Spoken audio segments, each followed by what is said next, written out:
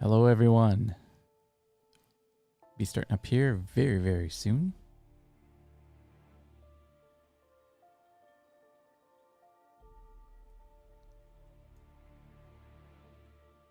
Hey, and welcome. This is Yentra, your favorite, and we've got a new thing going on today that I want to tell you a little bit about. It's so new that I'm gonna separate these videos from all the other live streams that I do, and hopefully build a bit of an audience here. Because the idea behind this series is I am going to mine, but while I do, I'm going to show you everything that I do, give you some inside information about, in this case, mining Quantanium. And I'll do kind of a start to, beginning to end look at the mining session. And if you happen to be watching this live, I am going to field any questions you might have, address any topics that you might be interested in pertaining to mining and how it all works. And of course, if you're watching this after it has broadcast, well, check it out. I'm going to be doing this more often, and I will have a schedule posted in my Discord. So you will be able to know when the next one of these is, and I'll just keep repeating. I'll keep doing this over and over as I do some mining in this particular case, and we'll pick some other topics as well. And I'll just sort of go through the ins and outs. Now, mining has a fairly steep learning curve, and if you're interested in mining, you've probably heard that the best material to mine is Quantanium, but it scares a lot of people off from mining it because it comes with a bit of a bang. And of course, what I mean by that is when you mine Quantanium, you are put on a timer and it becomes unstable over time after you scoop it into your ship. And if you don't get it out of your ship fast enough, things go boom boom. And I can completely understand why that might scare some of us off. But let's just start right off at the beginning here let's talk about location. Now, there's basically two main places that people will mine Quantanium. The first one is on a moon. You can moon, and the most popular moon to mine Quantanium is Lyria, and I'll talk about why that is. The other place that people tend to mine is out in the belt, and in the belt, you have to sort of jump from, let's say, Arc L1, which is where I am, and go pick a target, like maybe you pick Hurston, and you stop at a certain, you quantum jump to that location, and then you stop your quantum jump at a specified distance from your destination, and you'll end up in the asteroid belt. And asteroid belt mining is dramatically different than mining on a moon, and we're going to focus on the moon style, if you will, of mining Quantanium. So that's where we're going to focus.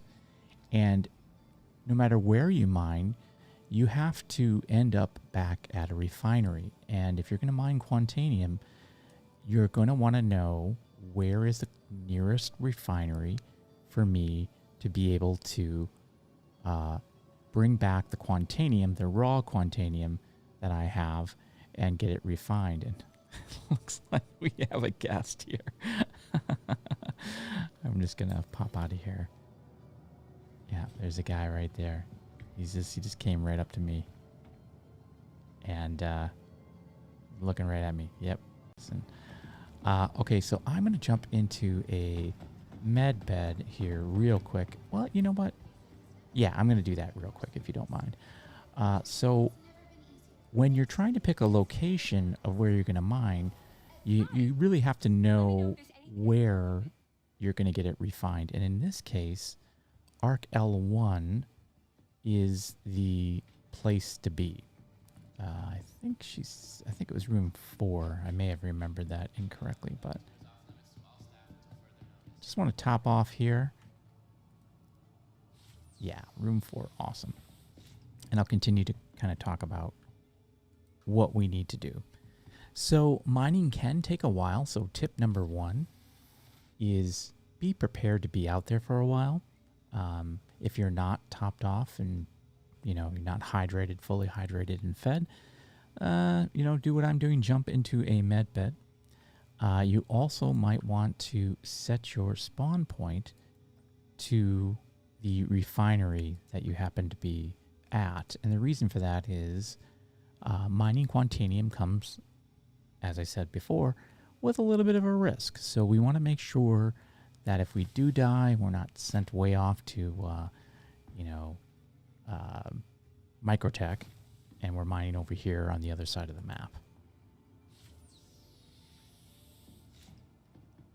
So when you ask people, where's the best place to mine Quantanium, you're going to get 2 answers. And the answers I've already given you are the answers you're going to see most often in chat. And that's going to be, hey, if you're going to mine in the moon, go to Lyria. And that's one of the moons of the ArcCorp system. And why do people say that? Well, Quantanium spawns at Lyria. It's pretty prominent there as a material that spawns. That's number 1. Number 2, it is known that if you see a cluster of 2 or more, it's going to be Quantanium 99.9% of the time. And so that little trick helps you speed along your scouting because you're able to see 2 or more from a distance and you don't even have to really scan it. That trick does not work in the asteroid belt, and it does not work on any other moon where Quantanium spawns. So that's why people like Lyria. It is just kind of the go-to. So we're at Arc L1, and we're going to go to the refinery. All of the refineries can be found in the inner elevators of the space stations that have them. And as I said, because you're going to be mining Quantanium on Lyria, we're going to be talking mostly about that. You're going to go to Arc L1. This is going to be your home of operations. It has everything you need for the most part. And we're going to talk about, what do you need? What do you need to mine? Well, you're going to need a mining ship, first of all. And there are 2 mining ships that you have for an option. The Prospector, the Misk Prospector, and also the Argo Mole. Now, we're going to be mining in the Prospector. So you saw me come in. I headed for the service area. That's really where you want to be. And there's 2 places of interest right up here above the stairs. That's where we're going to go to get our refinery work orders put in place. But then mainly most of the things that you're going to need, you can get from the Mining Support Center, and that's where we're going to go. Now, I'm going to go to the terminal here. And if you don't have a prospector, you can actually go over here and rent one using these terminals.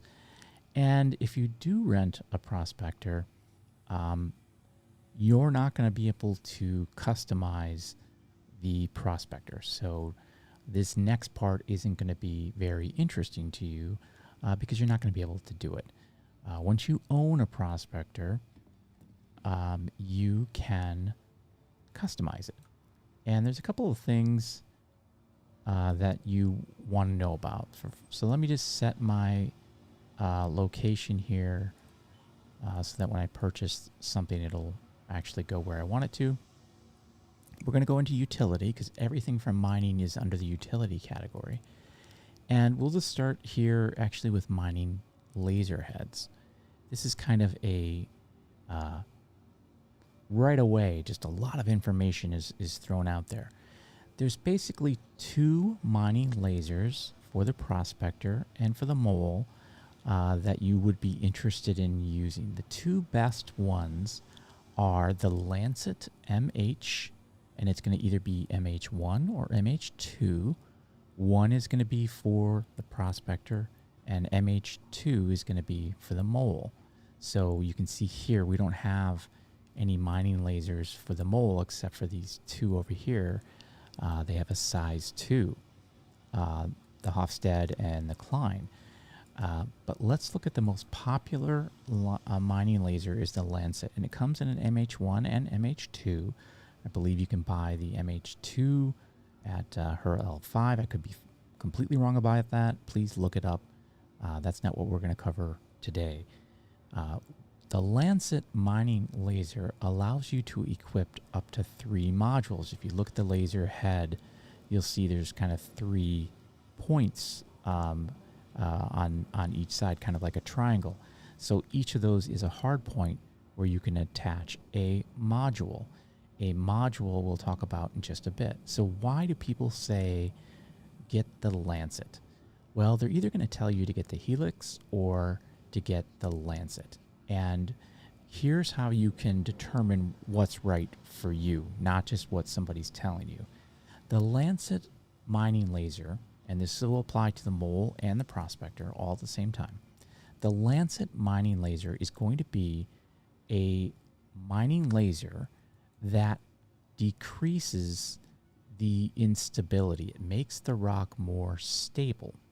And the trade-off for that is power. You're losing some power. So you can think of it as a low power, but it's going to be good for breaking unstable rocks. Okay, so the trade-off, well, what do we care about the power?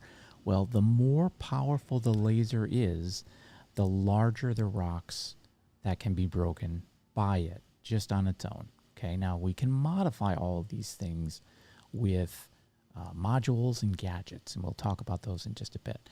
But right now, the Lancet MH1 is going to give me the best,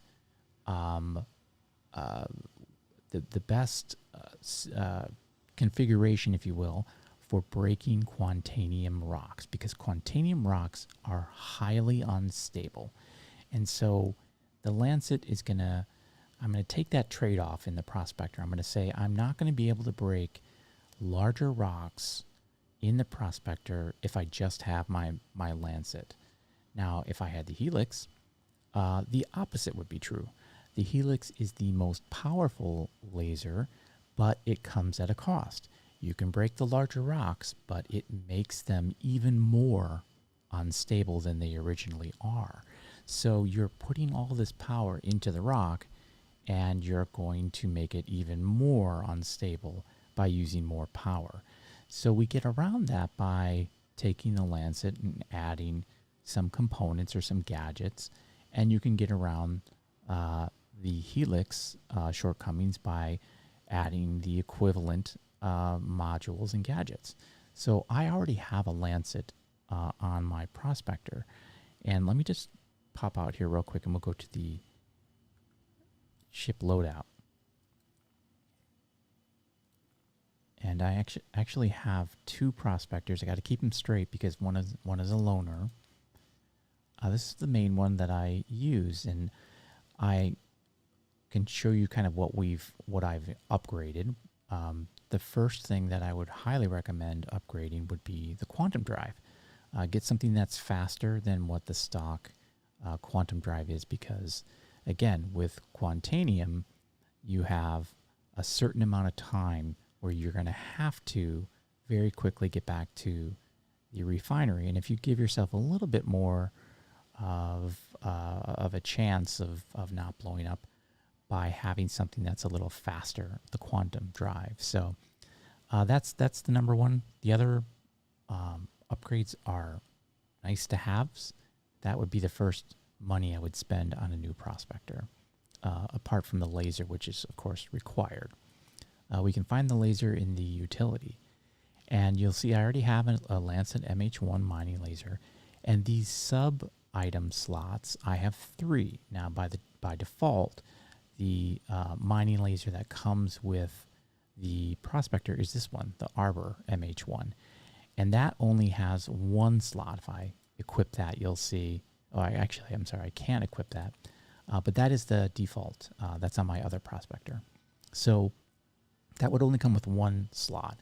The Lancet comes with 3 slots. And when you click on one of the slots, you can see I don't have any modules. I'm going to have to buy some. And we'll go right into what they are here in just a second. So that is how the mining laser breakdown is. You really only need to remember 2 names. Lancet, if you want low power and increased stability, then you want the Lancet. You want the rock to be more stable. By default, you'll get that automatically from the laser. And if you want power and you're going to be very, very careful, you can definitely go with the Helix. I know a lot of people who do. Now, I'm going to be speaking about the modules that are here because obviously there are a lot of modules.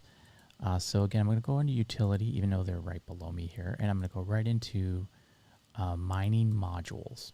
Now, there are 2 types of mining modules that you need to be careful, just be aware of. There are the active modules and the passive. And the active modules, how can you tell the difference?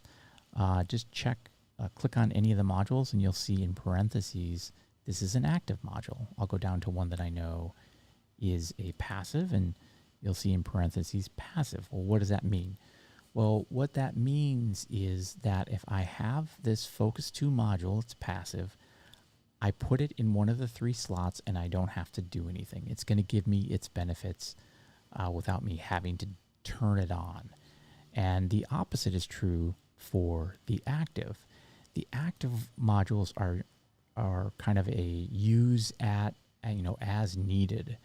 So if I'm breaking a particular rock and I want to use the module to modify my mining laser, well, guess what? I have to activate that particular mining module. And here are the mining modules that I use. There's basically 2 setups that I think are probably the most widely used. There's the Brandt setup, and then there's the Surge, the Surge Stampede setup. You do not have the Surge module here. You do have the Stampede. I'll tell you what that is in just a moment. So the Brandt module, it is an active module, and what does it do? It decreases the instability for you, so you get another 75% bonus, meaning it's making it more stable by 75%. However, it means that when you're charging the rock, it takes you longer to break it.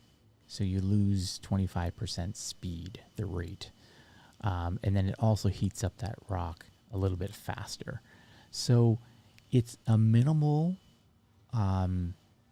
effect on the charge rate for a tremendous effect on the instability.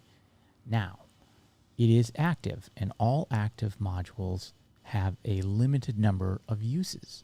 This one, you can use 5. You use it 5 times, and you'll see this more in the field when we actually start mining. But you can use it 5 times, and then once that 5th time use happens, after that's done, it'll just fall right off your mining laser head, and you won't have access to it anymore. So I'm going to show you the Brandt setup, which is basically 2. And why do you buy 2 of the same module? Well, because of what I just mentioned, it's limited to 5, right? So if I'm out breaking a rock and I'm not keeping count of what use I'm on, I may run out. And so I have a second one there as a backup. And then the third, I switch between 2 different modules. This is on the prospector. One of them will be this filter module. Now this is a passive one. And what this does is, because the prospector has limited cargo in comparison to the mole, I don't want to scoop up inert materials. That's what this does. This filters out 20% of the inert. And inert materials are just that. They're inert. They're absolutely useless. You can't make any money from them. They just take up space in your cargo. So this is a good filter if you are running a prospector and you want, and you might come into a situation where you're breaking a rock and it's got some inert in it, and you have no choice. Once you break the rock down to a certain point, you have to scoop. It'll sort of be a shard of a rock.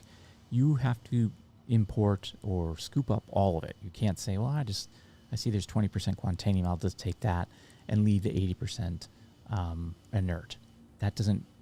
You can't do that in the field. So what this does is it sort of decreases that, so it's not filling up your space. Now, the trade-off is it takes longer for you to scoop that up. So, be aware. There's two of them. There's the Filter XL and the Filter, and I believe both of these will fit. But this is 60,000 and this is 6,000. So just be aware of the price. I've been going with a Focus, just putting that on there. That decreases the resistance, so gives me a little bit of a chance to break something slightly larger.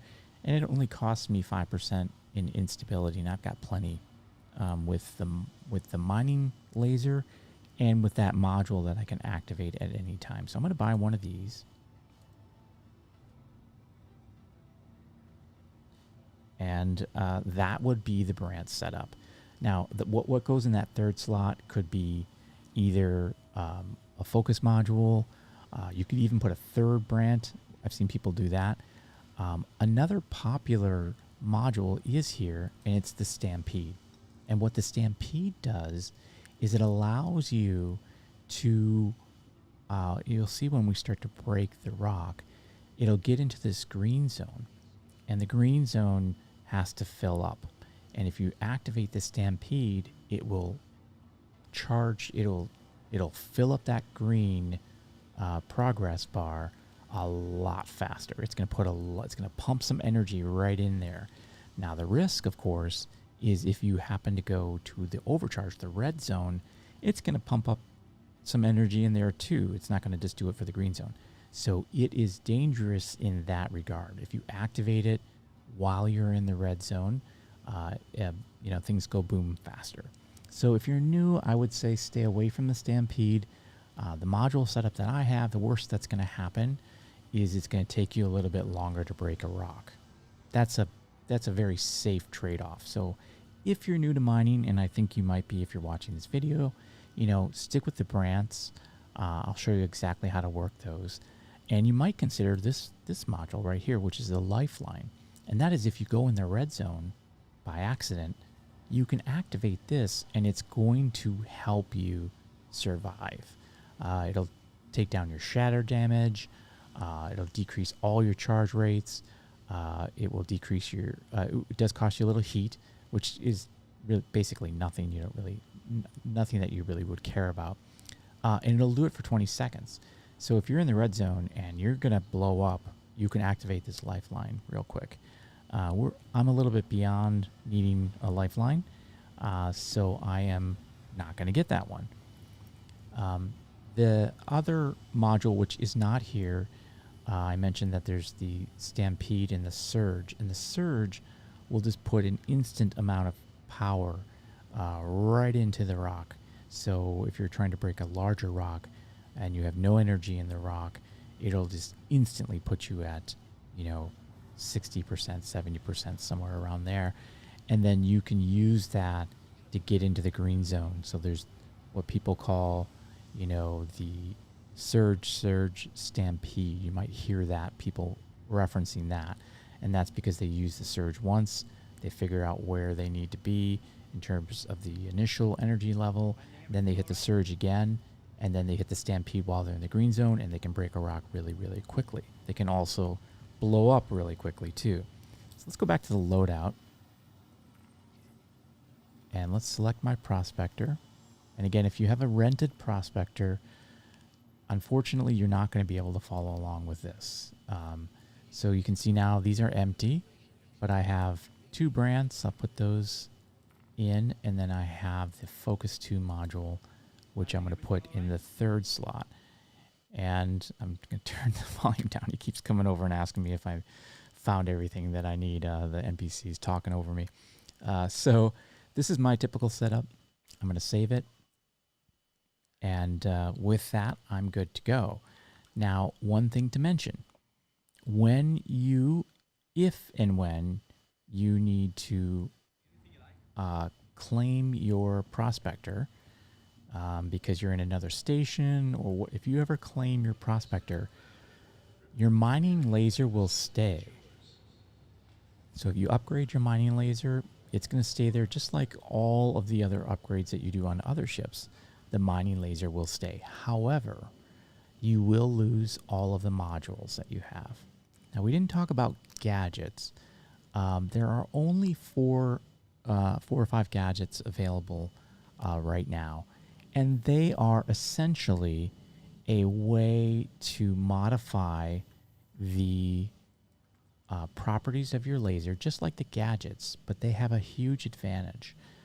The advantage is that you can do that out in the field. I could go grab all of the gadgets and I could attach them to the rocks that need to adjust my mining laser. Let's say I need more power, for example, or let's say I want to decrease instability on a particular rock because it's very, very high. I can use a gadget for that. I'm not going to be covering gadgets. We're not going to be using gadgets. There's a kind of a big disadvantage, two big disadvantages. One is it is an extra amount of time. You got to jump out of your ship and attach it to the rock manually, and then you have to adjust it. There's a little game loop for that, like kind of a mini game. And then once it's set up, you can go back into your prospector or mole and then break your rock. And then so that's sort of a disadvantage that you don't instantly get the adjustment to your laser. And you have to jump out of your ship to do it, so it adds a little bit of time. The advantage is you can do it out in the field. I could have all of these gadgets and pick the one that's going to be the best fit and mine with that. Now, this is meant to be more on the basic side, so I'm not going to do gadgets. I thought about not even doing modules, but I wanted to show some level of kind of interaction here. And honestly, I'm somewhat dependent on these particular modules in order to break all the rocks the way that I want to. So Prospector 2 is the one, and I'm going to retrieve that. And we're finally ready to start going mining.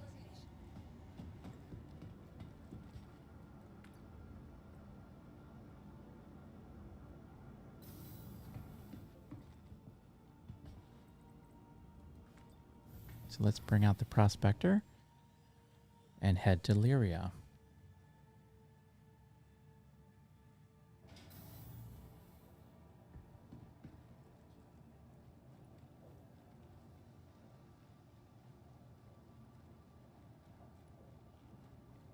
And I do have a custom paint on this, and that's really just to keep it separate from the other loner ones so that I don't accidentally come out and take the wrong prospector. I can visually tell this is the one that I use. Because once I leave here, in fact, after I retrieve this ship, I can't modify that laser anymore. And in fact, just real quick, since we're here and we do have try not to get killed here. Let me head back out. I want to show you something if the ship will let me leave. Okay. Let's try this.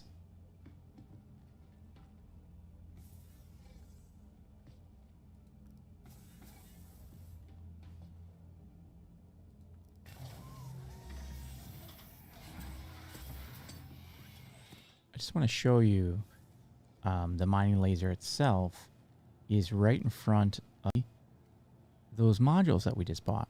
So that looks like the brand. That looks like the focus module. And there's one down here that's the other brand.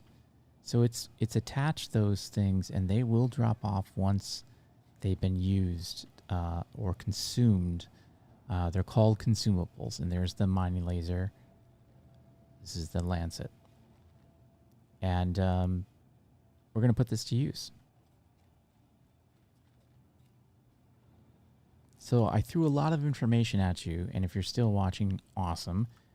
And my piece of advice to you is, depending on where you are in your mining career, if you're just getting into mining, don't worry about anything other than the mining laser information I gave you. Just skip past the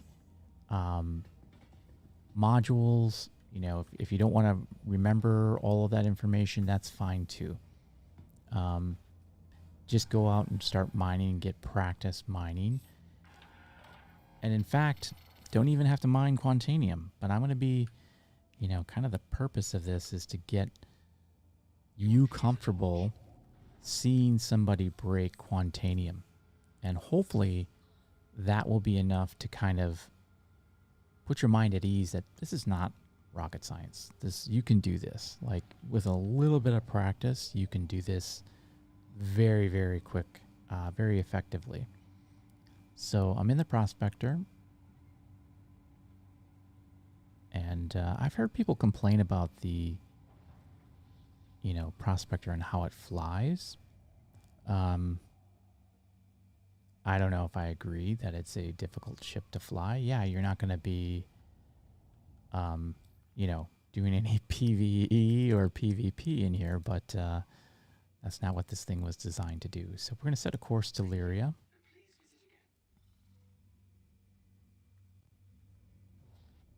Let's see if my marker... Been having all kinds of problems leaving Arc L1. Yeah. You see that? It puts the marker right back at Arc L1. And it's pretty annoying. So the only fix I've known is you have to just fly away from the station a little bit, and then you can do another marker.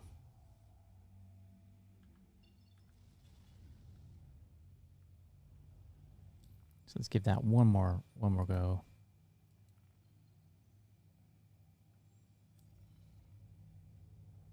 Okay, I think that's a different marker. Yeah, it is. Great. And I kind of knew it was over here, but flying towards it doesn't help either. Okay, so we're going to jump to Arc L1. Excuse me, we're jumping from Arc L1 to Arc Corp, and then we're going to jump to Lyria. And we're going to do a couple of mining runs. I want to point out a few things, and more importantly, and this is why I'm doing it live, I want to show you essentially what happens, and, you know, cover all the circumstances that happen as they happen, so that it's a little bit more informative than an edited video. I think it's a great way to learn how to mine in an edited video, but I think some of these in-between points are really important, and in some cases don't show you the whole picture. If you watch a really well edited, you know, how-to video on how to mine, you know, you're missing some things in between that might be important to you. Maybe you don't actually have, you know, the information that they skipped over, and that, you know, to keep the video within 12 minutes or so, you know, you might be missing some of the information. So, and that's why we're doing it live, and that's why we're going to do, I'm going to do a couple of these, and I want to keep doing these, so that we get some people popping into chat and asking questions, and I can field the questions. I could show them literally what's happening. So if you happen to be watching, feel free to ask any questions. My name's Yentra. I'm not going to bite. So I'm going to take a little break here while we're traveling, rest my voice a little bit.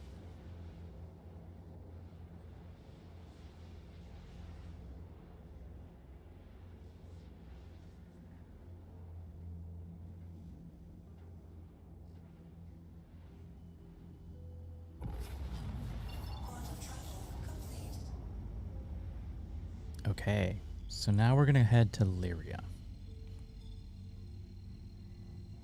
And remember, the reason why people mine here really boils down to two things: the frequency in which Quantanium spawns here, and if you see a cluster of 2 or more, it's going to be Quantanium.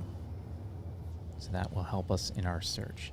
Now, by far, scouting is the most difficult thing for people to kind of get used to, and it can take a while. And this is where one of the reasons why I wanted to do this live, because I'm not going to edit out. I can't edit on the fly. You're going to see exactly how long it takes. And I think sometimes that gets glossed over. And if you're not interested in seeing and spending time kind of flying around doing some scouting, that's a big part of this game loop. So be aware of that. So where do we go? Where's the best place? Well, the answer to that is maybe frustrating or maybe reassuring. It doesn't matter. The only criteria I use is I look for some place on the sun side. I do not like mining in the dark, as you know if you've watched any of my other videos. And, whether I'm mining gemstones or whether I'm mining Quantanium, doesn't matter. I don't like mining in the dark. So we're going to pick a place that is somewhere in the sun. I tend to pick the named places. I don't go to the mining facility locations.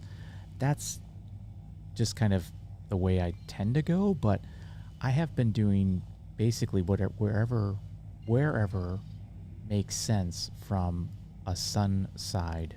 So if I'm looking, and I might pick this one because it's on the sun side, and you can tell because it's a solid shape.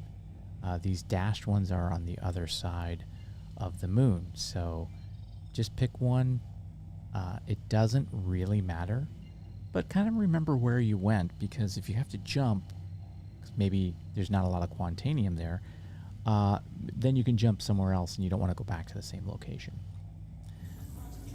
I have been told that Quantanium does spawn equally across all these locations.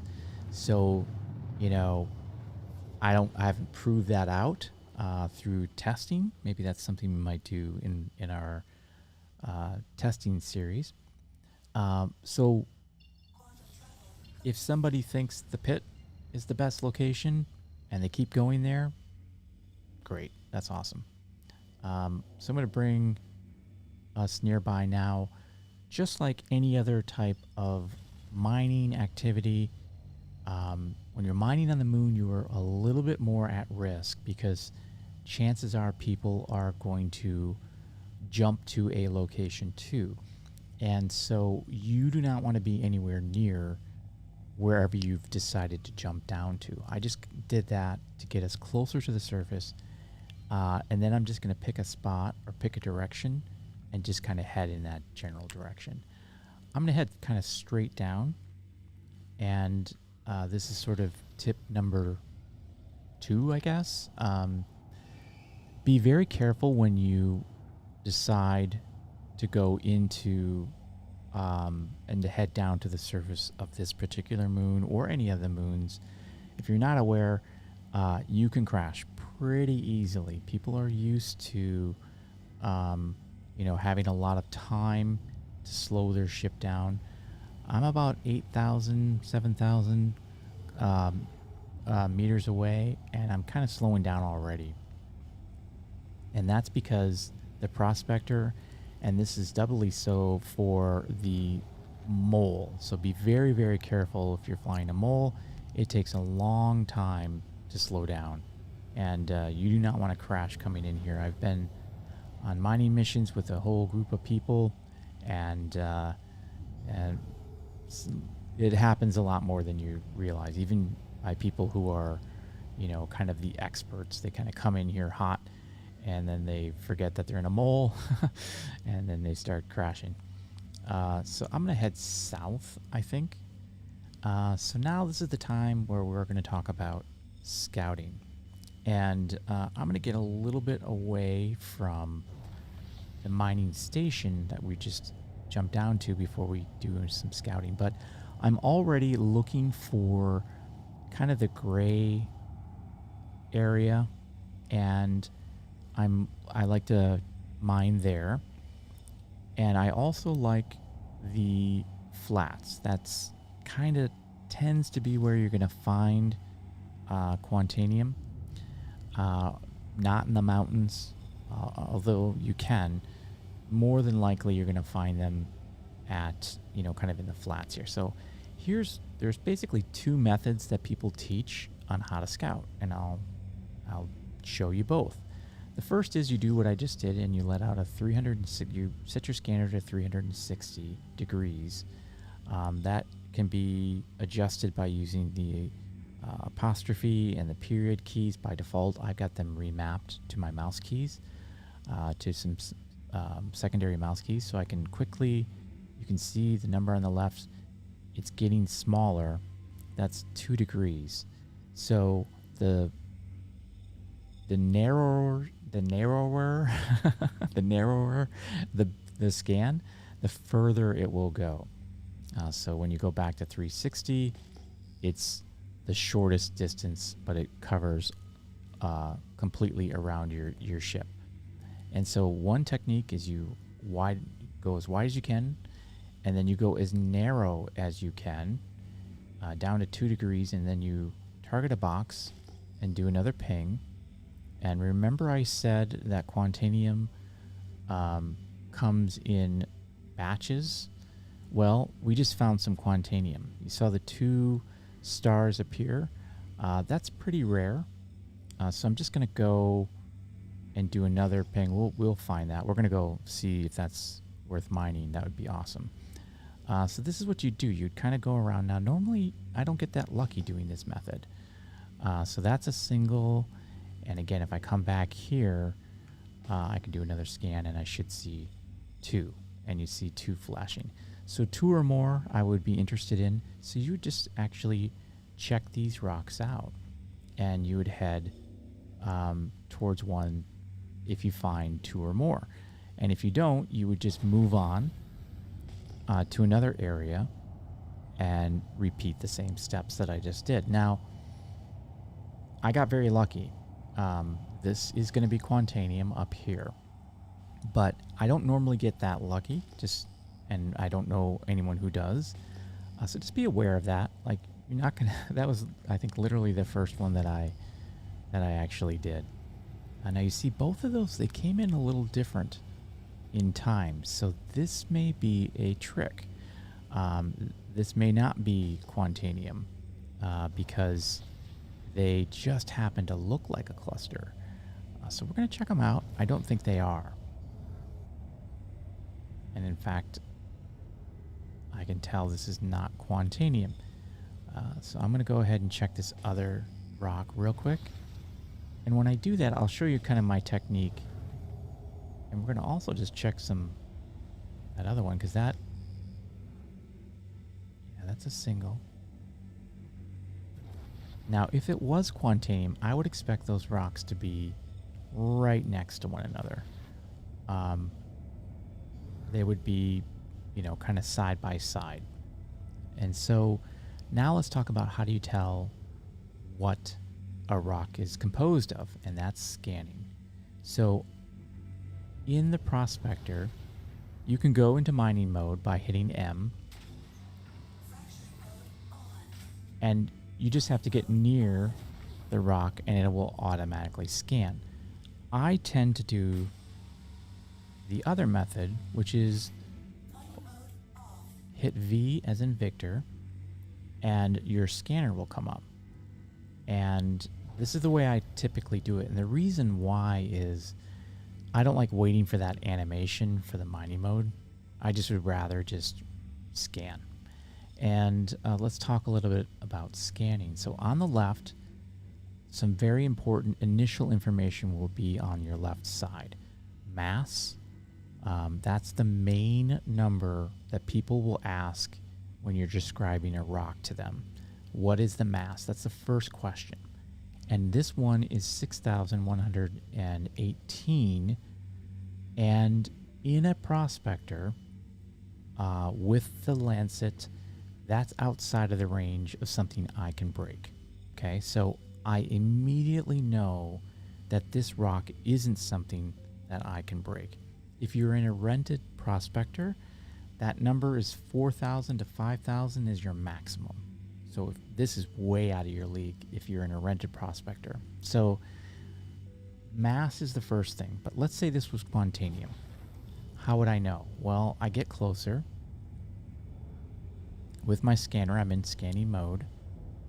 And if you're, if you scan other ships, this is the same thing. You're just scanning a rock. And you hold your left mouse button down and see the color change there. And then on the right, there's a progress bar. Now I get a list of mineable commodities. And the next question you're going to ask is, what's the percentage?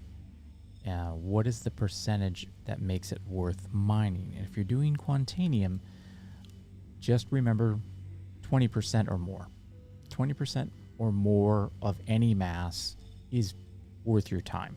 The higher the percentage, the better the rock is for you. The higher the mass and the higher percentage, the better the rock is for you. But as soon as you see that first number, the mass in my case, I'm done. I wouldn't even have done that second scan. I would have just moved on. So again, repeating how this method works. You set your scanner to 360 degrees, you let out a ping, and then you chase down these rocks and you narrow your scanner down to 2 degrees, and you're looking for multiple flashes. And as you saw before, that doesn't mean that those things are really next to one another. They could be 2 boxes, one with a node each. So this method can be a little deceiving. What you're interested in is also rock.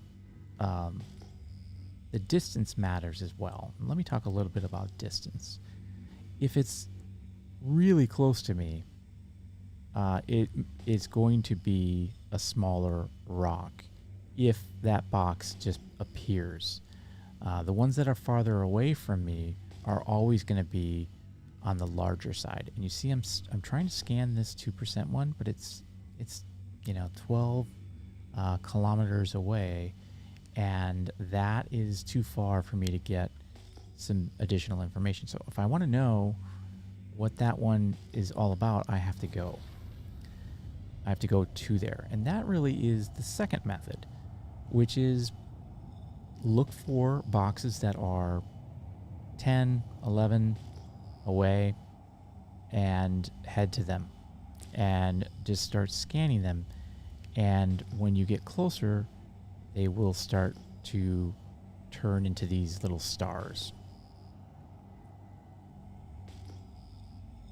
And of course, once they turn into a star, the next phase is that they'll turn into a rock.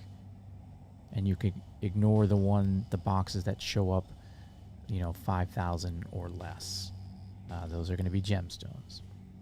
So these are not in the same node. They're just 2 different rocks. So I came all this way, and that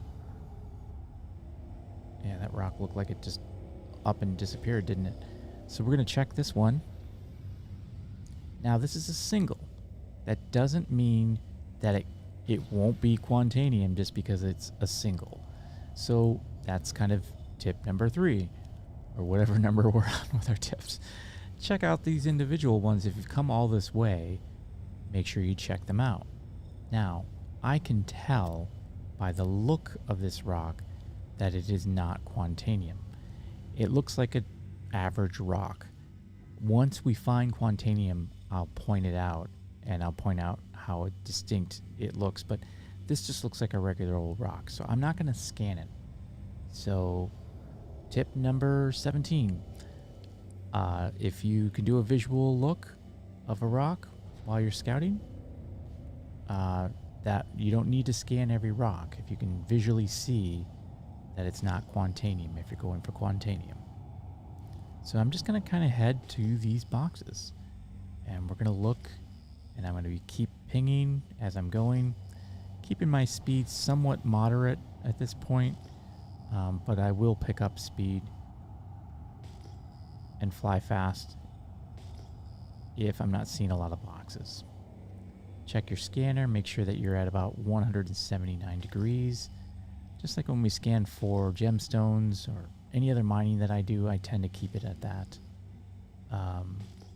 angle because I don't like scanning things behind me. And as always, kind of pick a cardinal direction. And you can do kind of a combination of hybrid. I do this sometimes where I'll just, as I'm flying, like, okay, that's a single.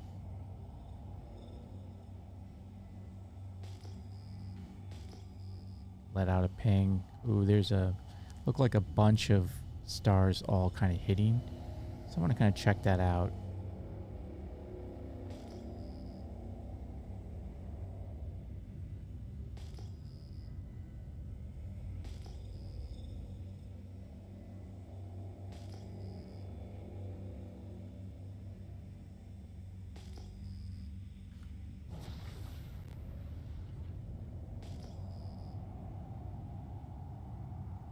So as always, just commit to a direction. Don't second guess yourself and go flipping around and trying to, scan something else. Pay attention to what your scanning radius angle is, your scanner angle. And there's a couple over there, but they're not together. So that is a lost cause. And like I said, I kind of do a combination. Like I'll stop and look for a couple of pings here, send out a couple of pings and see if I get multiple. And then I also check visually. If I'm near something, I'll look to see, is this Quantanium? And again, once you see it, you'll know what it looks like. And that doesn't look like Quantanium. Nope. It's very distinct. And one of the reasons why I like the gray ground, I like scouting here, is that it stands out even more. So bringing our scanner back to 179 degrees and kicking on the cruise control and heading somewhat west. Sun is always facing us west. And this is what I do. This is kind of, you just have to sit back and relax and kind of enjoy the ride a little bit. Don't, hurry and miss an opportunity. And this is the same kind of method that you do in the belt as well, although scanning is different and you don't have that cluster.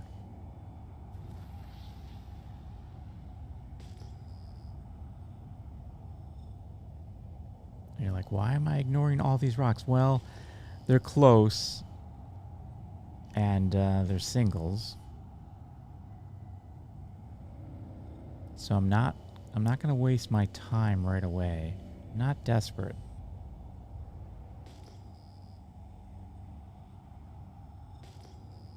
Sometimes the double flash can be a little confusing, but you'll see there's a cluster up here. Fairly substantial cluster. So that's going to be Quantanium. 100%. Well, like I said, 99.9%. But if it's a cluster of more than 2, you can put that up to 100% for sure.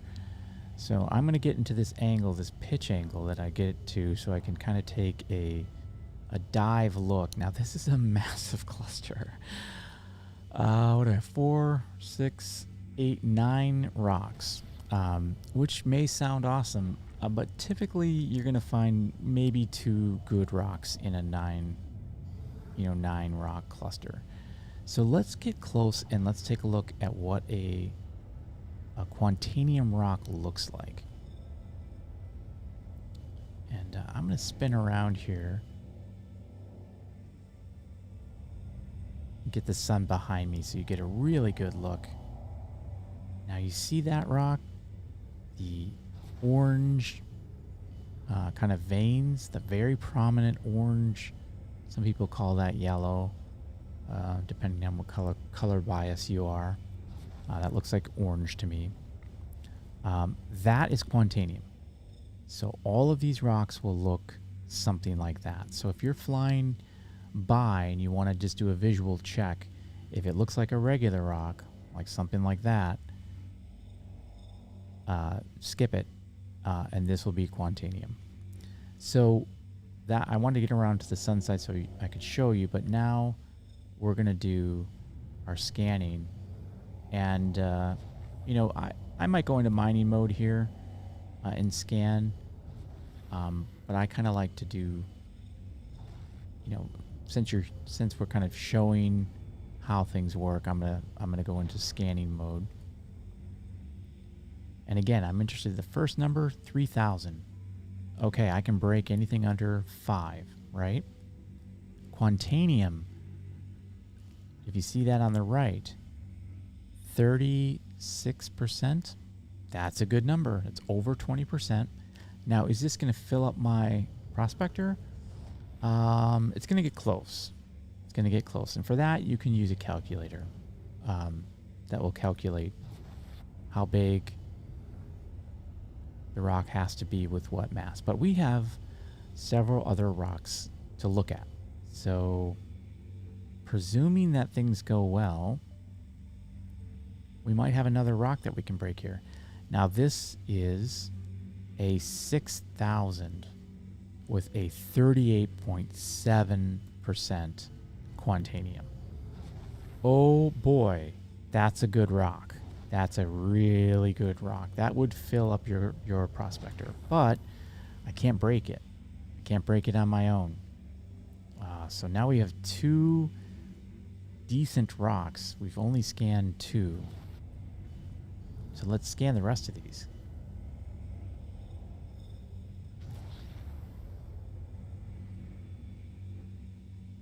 Okay, this is 3,300.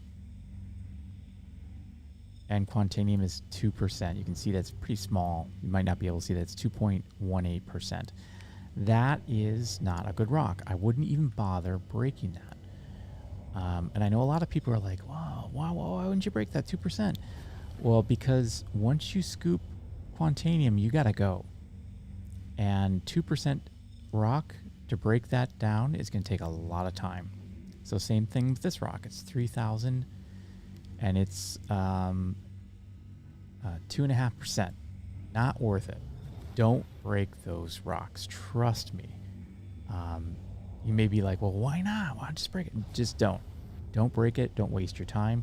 Because once you scoop that rock, all of that 2%, it's going to take you a while to break, and it's going to be a lot of work, and then you're going to have to fly back to the refinery right away, and that time would have been better spent looking for a better rock. Now, if you're in the 20 percentile, or just under the 20 percentile, well, then that's a judgment call. And, you know, if you want to jump in and do that, that's fine. This is also a bad rock. It's 2%, 5,000 mass. I could break that one, but it's not good. So I'm going to keep scanning these rocks.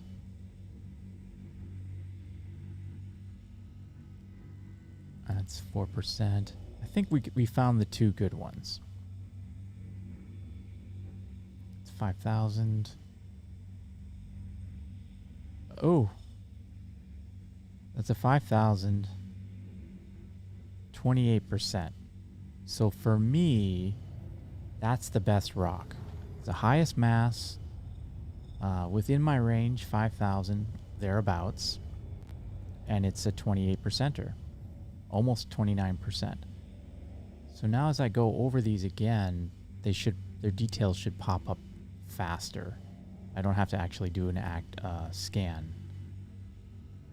So I can look at this as the 38%. This is a good rock. This is a really good rock. So what I would typically do in this situation is I would get on global chat and I would offer up these rocks to for somebody to come help me break these rocks, and they could get a cut of some of these. Since we're doing kind of a live stream here, there's nothing wrong with that, bringing somebody else in. But for now, since we found a rock that actually is pretty good, but I do feel like my mining buddies are yelling at me right now and saying, "Why don't you let us know?" So what I would do if you run into this situation and you find a rock that you cannot break, like this one that we're looking at right now, I can break. It's 3,000. That's an easy one. In fact, I might break that one too, just because then I could most surely fill up my prospector. But this one is one worth, there's enough here for a mole to come fill up or get pretty close to filling up. So I would reach out to a global chat, or if I had some friends on Discord. And what I would say is this. I would say, mining Quantanium, I found a rock, and I would tell them the mass. I would give them the two important numbers we talked about.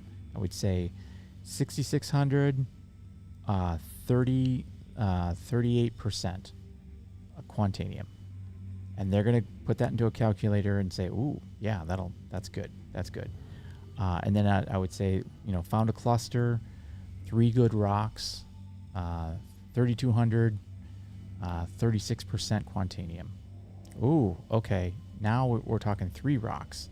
And then third rock, I would give them the, give them the mass, and I would give them the amount of Quantanium. So this right here is our best rock. And I'm going to break this one first so that we have some time to break. Now, normally, I don't talk through the breaks because I like to focus. I'm going to talk through this one because I want to kind of walk you through what we're going to do. So the first thing we're going to do is get into mining mode by hitting M.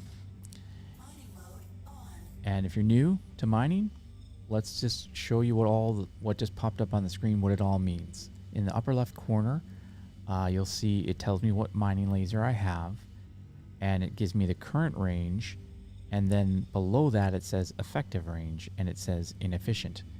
The closer I get to the rock, the more efficient it will become. It'll turn green and become sufficient. And it looks like I'm going to run into this thing, but I'm just going till I get to optimal. And just tap in, and if you're concerned and you're thinking I'm really super close, let's take a look. Look how far away I am. I'm quite a bit away from that rock, okay? So that's the first thing. And then below that, you'll see the branch module that I have. I've got 2 of them. And I have to activate them by hitting Alt-1. We'll activate that first branch module. Alt-2 would do the second one, and the focus mode is the focus module is passive, so I can't activate it. It's already activated. And then on your right, just right of that column, you'll see the energy, the laser intensity, and that's at 0% right now. I can use my mouse wheel to roll that all the way up to 100%, and that's the activity I'm going to be doing while I break the rock. The laser is off, so once I turn the laser on, those numbers will mean something. On the right, you'll see the charge level, and that's going to start to fill up until it gets to the green zone. And then once it fills up to the green zone, the green progress bar to the left of that's going to start filling up. And once it gets all the way full, it's going to break the rock. If it gets into the overcharge, same thing. If it gets too full, if that red area gets full, the longer I'm in there, then the rock's going to blow up. So pro tip number 98, I'm just going to pick a bigger number every time I give you a tip. Have yourself ready to go back. Have yourself ready to go back in case something starts to happen that you don't like. So get your finger on your S key, or if you're a joystick person, get ready to pull back. Now that green zone is pretty small, but watch what happens when I turn the laser on and leave it at 0%. And I turn the laser on by hitting the left mouse button. Okay, now you can see the composition, all that stuff over on the right. That's what we're going after. We're going after that 28% of Quantanium. Did you see the green zone will actually start to get larger when I turn the laser on? It's very subtle, but there it is. You see how it just got a little bit larger? That's my mining laser helping me, giving me a bigger target. So each rock has to be broken down essentially twice. This is the big rock, and so we're going to need a lot of power.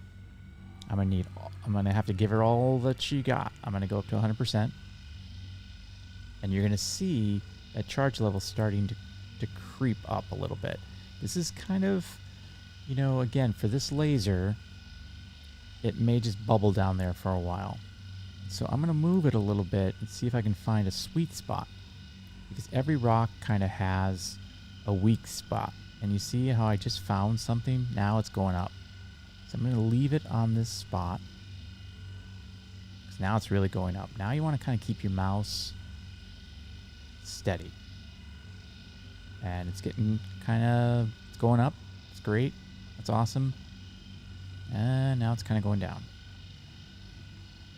I'm going to get a little closer.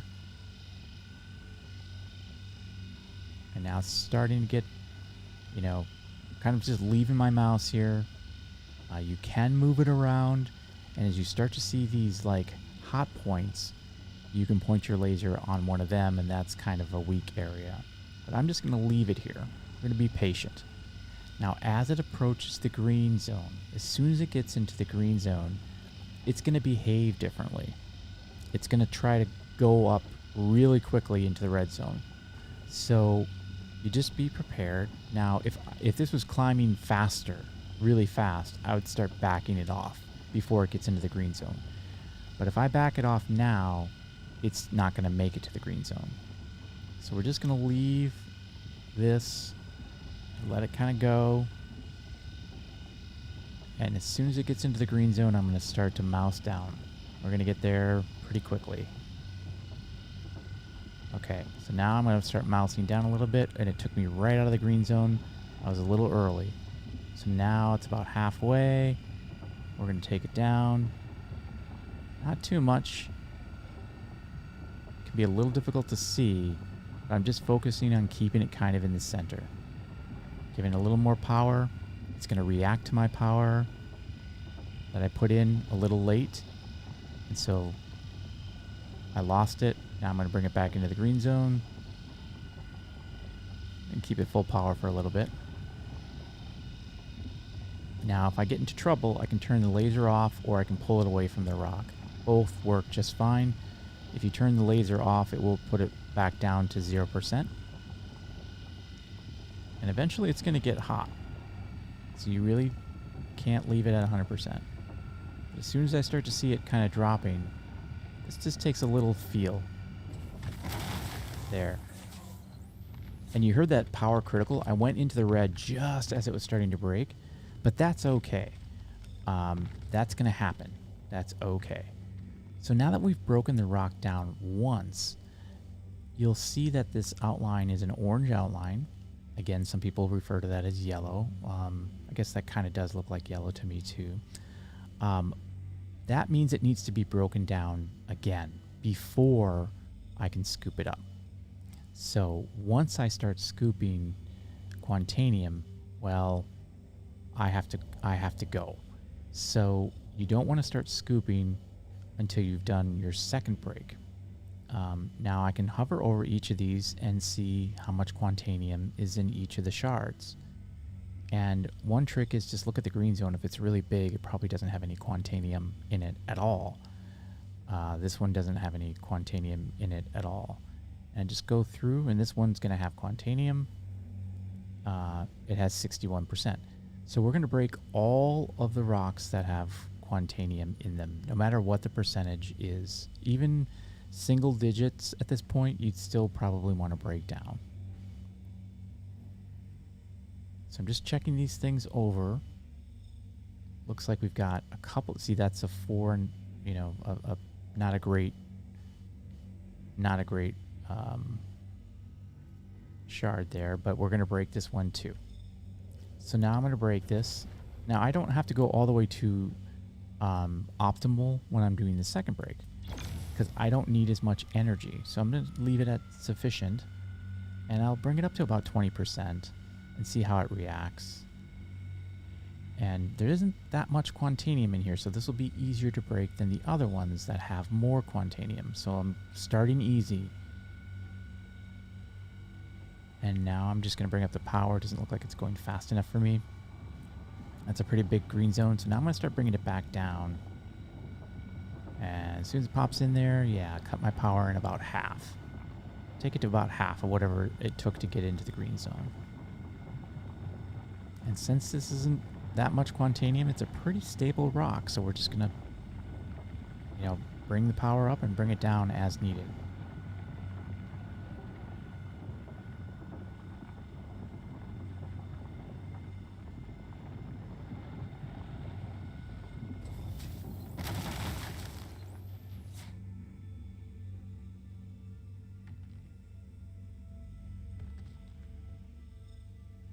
So now we see the purples, and the purples are ready to scoop.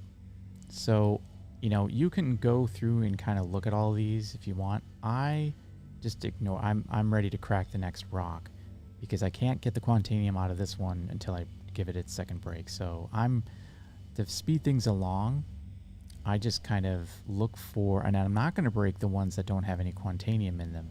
So when I'm scooping, I can very quickly look and say, okay, that's orange. I'm not going to, you know, I'm not going to scoop that one.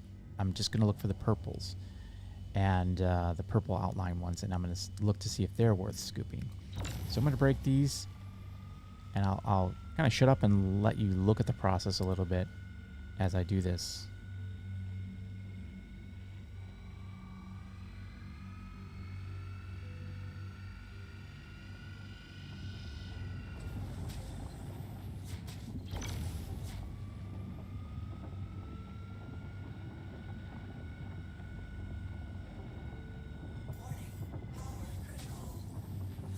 Okay, you see how quickly it got out of hand there? Well, what I do in this situation is I use one of these modules. Now watch, you see how quickly it just jumped, and it was like, whoa. Now when I put the laser on at 0%, the green zone gets big. And so I'm going to leave this, and then I'm going to activate a module by hitting Alt-1. I will hit the brand module. I'm going to turn that on and watch, see how it's bouncing. It's like, it's just putting and kind of jumpy. And I'm going to wait until I get a little closer to the green zone. And I'm going to hit this module, let's say now. And that's going to stabilize it. I'm going to bring the power down. And now it's going to sit in that green zone pretty easily. But it's going to take longer to fill up that green zone. You hear the laser change tone. And you'll notice that I'm on a timer. If you look closely to the left, I've got 1 minute, 9 seconds. That's plenty of time to do a second break. I'm going to try to get this thing broken so I can use it again on the next rock. Because once that timer runs out, that's one use of the brand. So pretty quickly want to move to the next one and get going on that one. And now I really need some power because the Brant module takes away some of the power from the Lancet, which is already pretty well deprived. So you see now I'm up to 60% just to get that thing to go. Let's break this one.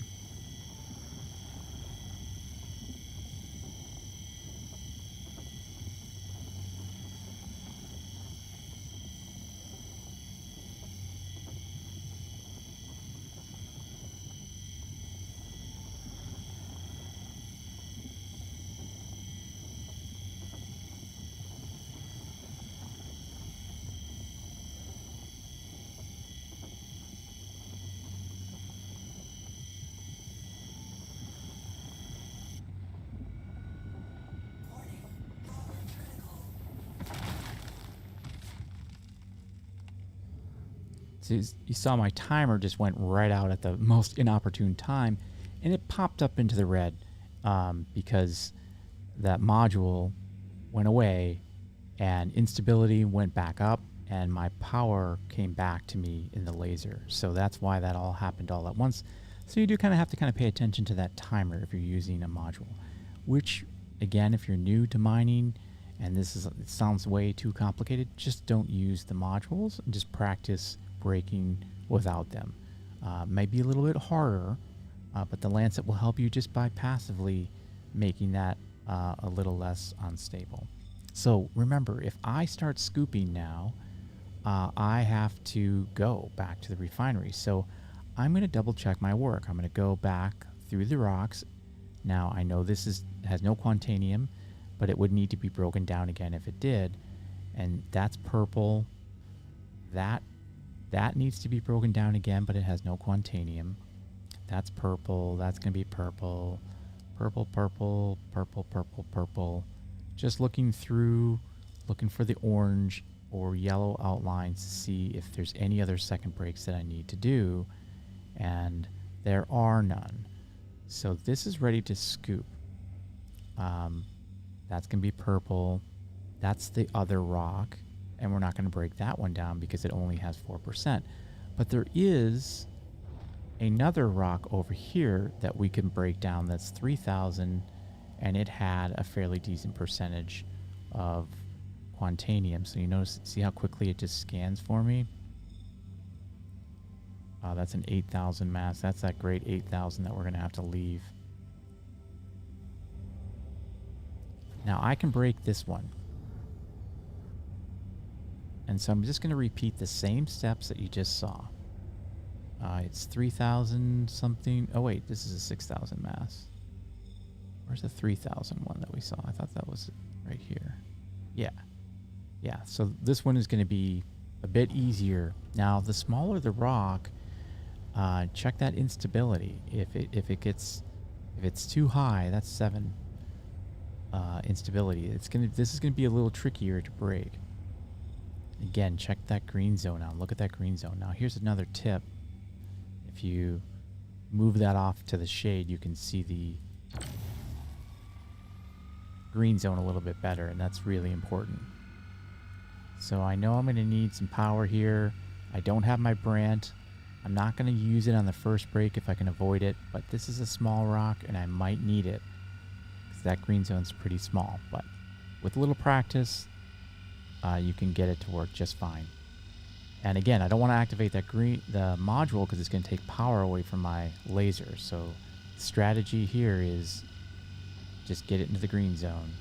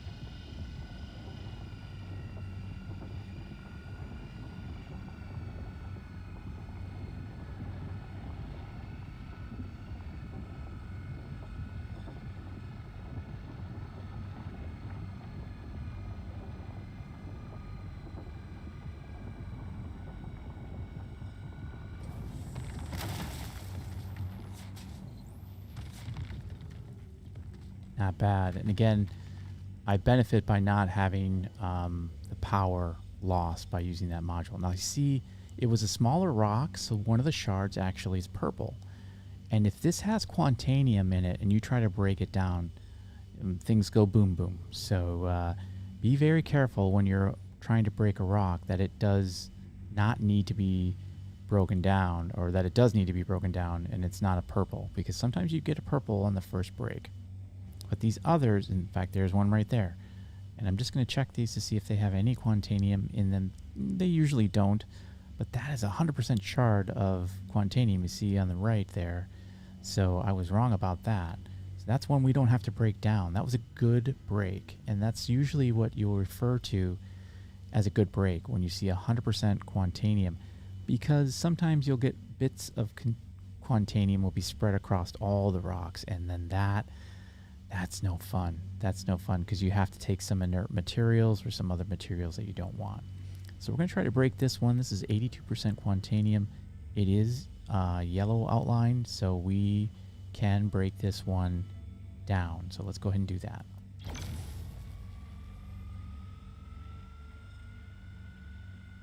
And if I need to use that branch module, I'll do that as I get closer. Look how bubbly this is. It's dropping and increasing in energy enough to go in right into the red zone. So I'm probably going to use the brand on this. And look how stabilized it got. Now I'm down to 2% power. 14% power. Not a lot of power going into this thing. But because I activated that module, I have to be in the green zone a little bit longer. But I'm down to 8%. And it's sitting about halfway in. So without this branch module, boy, it's doable. But boy, would it have been a lot more challenging. Now I'm going to back it off here. Bring it back up to 8. A little higher. Just to get that break. Now it's going to break. There's a little delay here, and that's more of a bug than it is the typical behavior. See, there it went. So now I'm just going to check my work, just like I did with the other rock. Let's look at the oranges or the yellow outlines. This looks like it might have some Quantanium in it. 100% Quantanium there. That's purple. That's not. Double check. This needs to be broken down. Now, when this breaks down, 100% will be Quantanium. I only have 13 seconds left on that branch, so let's juice it.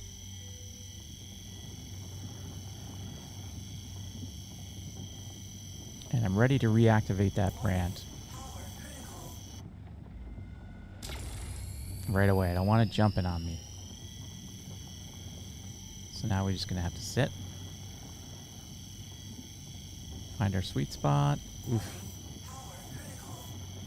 Try to get it down to 0% as opposed to turning the laser off, because your green zone, remember your green zone gets smaller when you take that laser off. So I know people will cut the laser. If you do that, the green zone is going to decrease. So that you want to keep the laser on and keep it to 0 if you can. So all those shards will be 100%. We're going to scoop all the hundreds. Some I know a miner who calls them hundos. But we have this other rock over here that we broke. So let's go take a look at what's going on over there. Because we're going to have to do some fast travel. We're going to essentially start scooping over here, and then we're going to have to come back to this other and start scooping. Now, typically, I wouldn't recommend this if you're new. Maybe just focus on one rock. You know, don't do what I'm about to do, but I've been mining long enough that you're going to see I'm really taking my time. And you should too. Don't let that timer panic you. So that's 18% Quantanium. I kind of keep everything. I'm not going to move my position. I want to start at the bottom and work my way up. And I'm looking for 100%. I'm looking for the best percentage. There's 100% right there. And I know I have a bunch of hundreds back there. There's another 100%. That's great. That one needs to be broken down so I can ignore it because I've checked my work. That one doesn't need to be broken down again. And that's another 100. That one is garbage.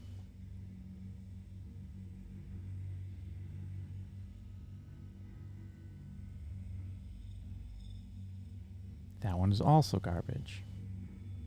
So as I get higher in this stack, not so much. There's 100 right there. That's good. So, you know, you can try to memorize these or you can scan them. And if you scan them first, they'll scan faster as you come over them again. See, like I've already scanned this rock and I get the numbers almost right away. So it's worth kind of doing. So here's my strategy. I have enough hundreds, I think, to fill up the prospector. So I'm going to ignore anything that's not 100%, and I'm going to start scooping. And I've got a whole pile of hundreds back there. So I'm going to actually grab just the hundreds here, and then I'm going to go back to that other pile. And now I'm going to turn around so that I know that the pile is straight ahead of me. And so we saw the hundreds here. We're at the top of the pile now. They were originally at the bottom. I'm going to ignore everything. That's not 100. 50 is a good number. May come back to get that one, but okay, so I'm ready to scoop. Now, what I would recommend is plotting your course back right now before you start to scoop. If you're the if that is something that's gonna, you know, kind of freak you out. I don't do that anymore, but when I was new to breaking Quantanium, I definitely, and that is just head here and plot your course. Back to arc L1. We're ready to scoop. You hit your right mouse button. That puts you into extraction mode, and the moment I start scooping here, you'll see a timer pop up. And just do what you do. So I'm going to start scanning, or scooping rather.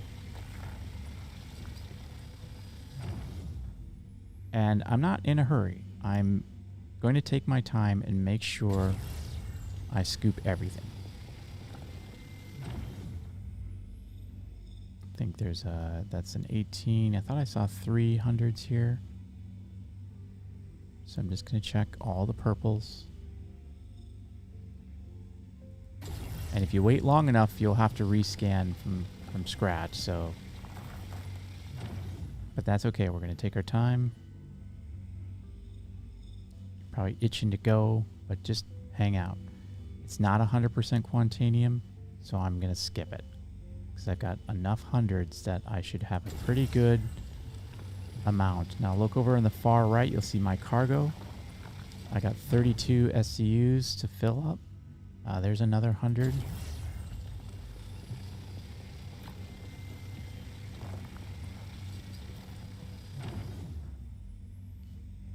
And I think that's not a 100%er.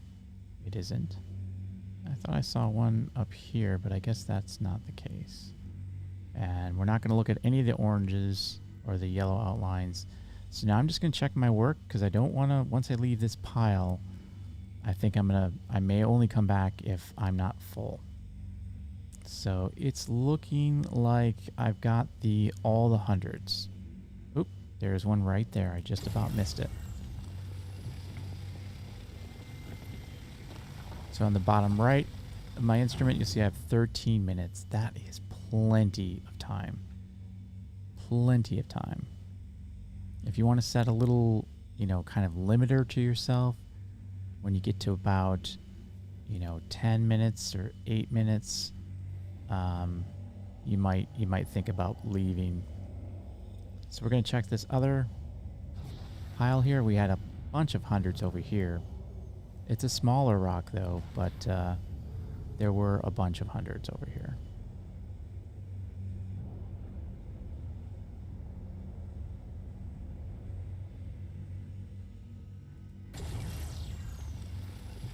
If you get pressed for time, another tip is, you know, if you're almost full, you can start to scan or start to scoop.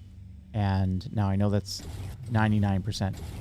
But you can start to scoop and see if the Quantanium number on the right starts going up, and then kill it if it doesn't. But I'm not pressed for time right now. So that's a 13%er. That's not worth it. Should be more than that because we had a couple of hundreds. So Once you get about 20 SCUs, you're looking pretty good. That's a pretty good number. That's a good base number.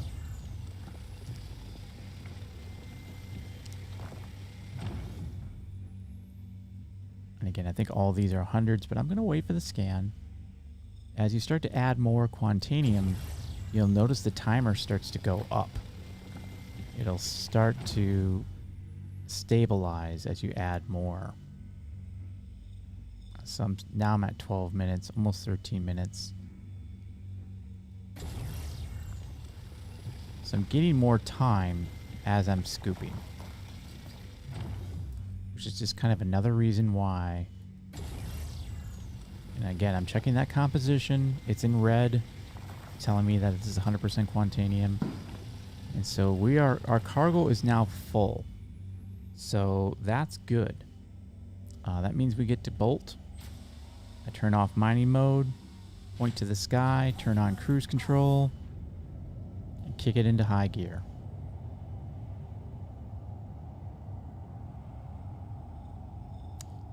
You don't want to fly crazy. You want to kind of keep your, landing, keep it pretty stable. You don't have to go very high into space. It has a thin atmosphere, Lyria does. Probably close enough. I'm going to kick off cruise control, spool up my quantum drive, and you can see I can hit Arc L1 just fine.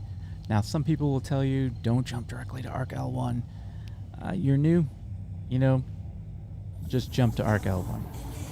While you're going into Arc L1, you'll see I've got the station already queued up. This is the 1 of 2 jump. So, just be aware that if you will have one more jump to the station, and now would be the time to set that marker if you haven't. So, we've got plenty of time. What's going to happen is if you look at my instrument panel of the prospector on the right, there's kind of that box that's kind of hanging down. That's the volatile cargo alarm. And the mole has one too. And at about 8 minutes, it's going to flash an alarm in yellow. And then after that, it will intensify. And then eventually it'll turn into red when you're down to like 2 minutes or so, I think. And then, then things go boom. So when the yellow alarm goes off,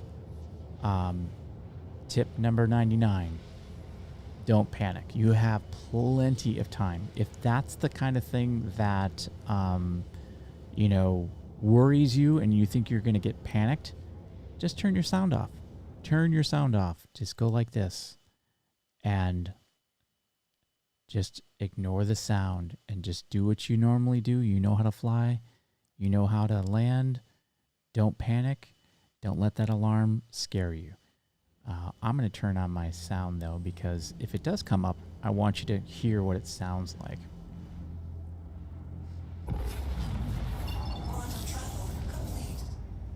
So the cooldown happens, and this is another reason why you want your quantum drive to be upgraded. The Atlas, I highly recommend.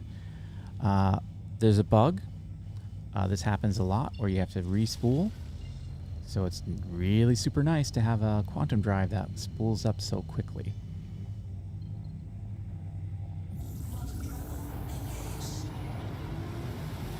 Quantanium can explode if you come in hot and you land and do a very fast and jumpy landing. So I tend to turn off quantum.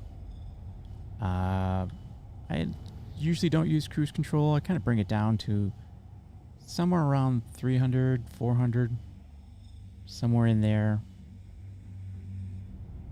And if I feel nervous about it, you can back that off. It's been a while since I've flown the Prospector, so I'm going to take it easy. I've got plenty of time.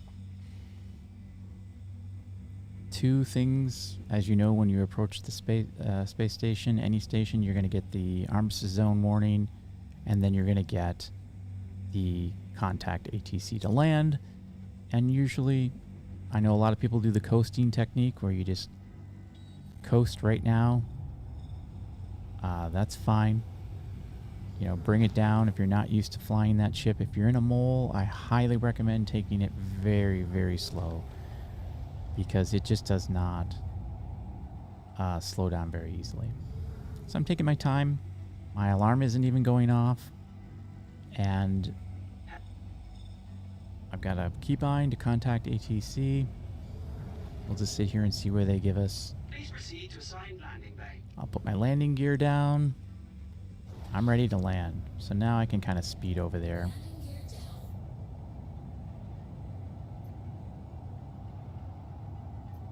And I'm aiming away from the station because I'm going to have to whip this thing around and bring it in,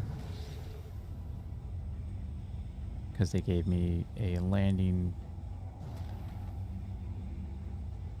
station way over here.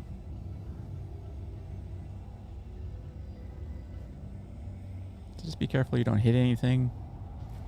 Use your boost if you want.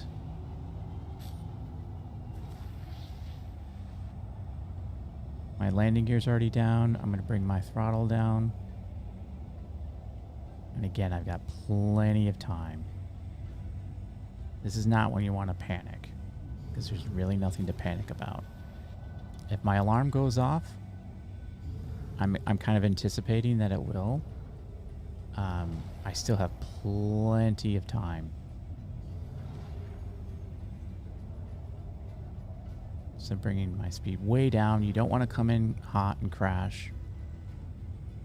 Just line it up, and I'm going to bring it right into this hangar until I'm off just a little bit. There we go. And there's the alarm. Good. I kind of was hoping it would come off, go off. You can see I got plenty of time. Ignore those collision alerts. Now my tip is to use the landing. Let them land you. That way I think I have better luck with this, because sometimes you'll land and it won't recognize that you're actually landed. And that's the other tip. So I'm going to Landing complete. Have a pleasant stay. I'm going to kill the engine.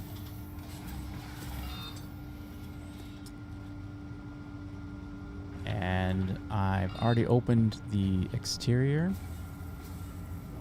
And I'm just going to walk right off the ladder. Save myself a few seconds from that animation. Pay attention to where you are. I'm in hangar 3. So if I have to come back because it won't store my prospector, I need to run back here pretty quickly. And so pay attention to what hangar they gave you. Hangar 3. Now I'm going to hit the lobby. We're getting close. We have plenty of time. We're only seeing a yellow alarm. We even have time to wait for that floor to spawn in. And then we're just going to hit here, and we're going to store our ship. Welcome to the ASOP Vehicle Retrieval System. There's the prospector. We're going to store it. And now you can breathe. That wasn't so bad, was it? That wasn't so bad. And the more you do of these, the more comfortable you'll feel Please visit us again. in that scenario. So I'm low on... I'm actually low on hydration and food. So before I go up to the refinery, I could just jump in a med bed, but I'm not going to do that. So that wasn't so bad. We scoped out the rocks, we planned ahead, and we didn't rush ourselves. We broke all the rocks. We were very careful to scan them. We were very careful to not get panicked and do something silly. We took the time very carefully to scan everything before we started scooping. And then once we developed a plan before we started scooping, what are we going to do? And then we headed back to the station. So that's not that scary. I'm free to The timer is stopped for the most part. I have logged out and logged back in and forgotten at one point in my years of doing this. Well, I shouldn't say years, but in my time in doing this, I've done a lot of mining. And I've logged out and logged back in and had that stuff in my prospector and took off and got the warning and had enough time to go back and store the ship again and head to the refinery. So don't, let a timer scare you. You saw I had, I still had 5 minutes, so it only took me 8 minutes, less than 8 minutes to get here from when I started scooping. So, you've got time, and upgrade that quantum drive. So let's head to the refinery, and now we can talk about the very next thing, which is another information dump and confuses a lot of people, and that's work orders.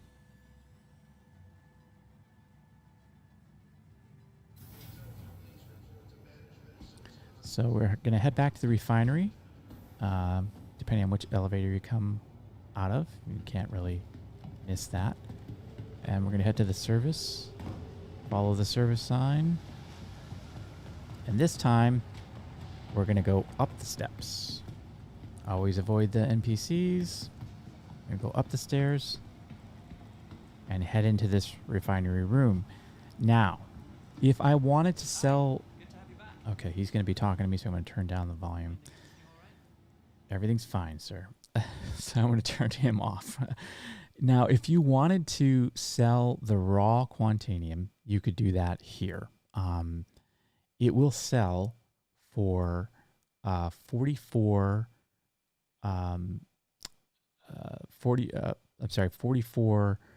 credits per unit if you refine it, and it'll sell for half that, 22 per unit of Quantanium. So you lose half your profit, and that's pretty much the same across all of these refinery materials. Whatever you're going to get half if you sell direct. So we're not going to do that. We're going to do a work order. And that means we're going to have to wait. Now I cleared all my work orders so I could begin here and show you just from scratch. So on the left, you'll see there's some bonuses that you'll see, largely insignificant. You're going to mine where you're going to mine, and some mining stations give bonuses for some materials. They're not going to give you bonus material for Quantanium. So if there was an issue, my prospector wouldn't show up here, but there are no issues. And you'll see I have 32 CSCU of refinable material. So now I'm going to set up a work order. And so now this is the setup. You can see that I have a perfect load. This is called a unicorn. That's as much material as you can get in a prospector. If there were other things that I had scooped up, titanium, diamond, borax, whatever, those would be down here as well.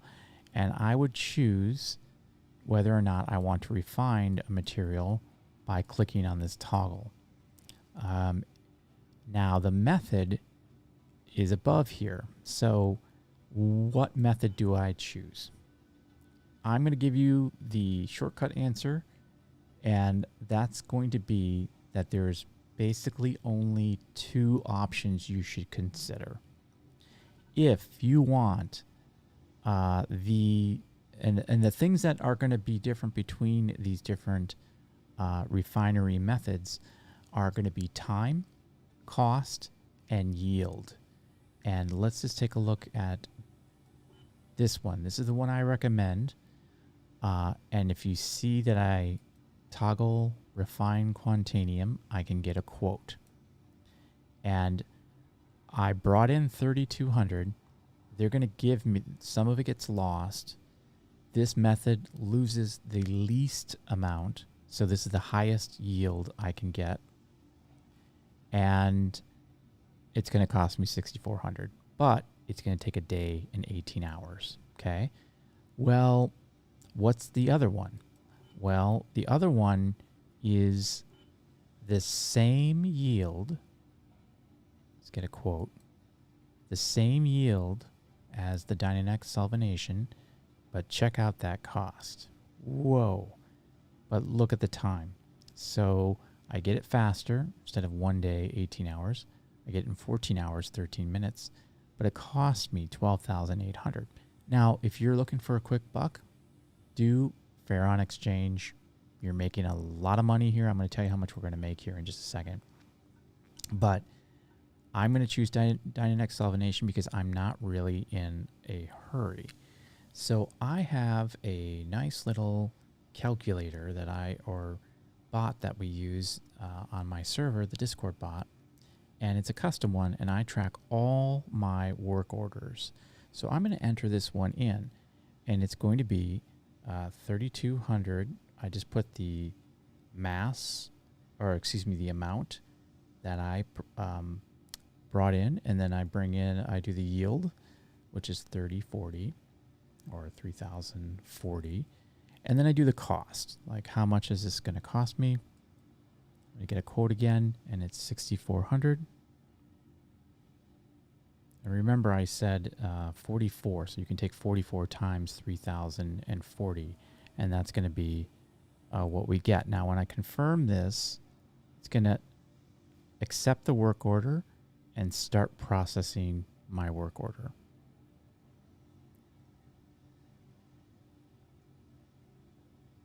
And just so that you get a sense of what that value is in case you don't have a calculator.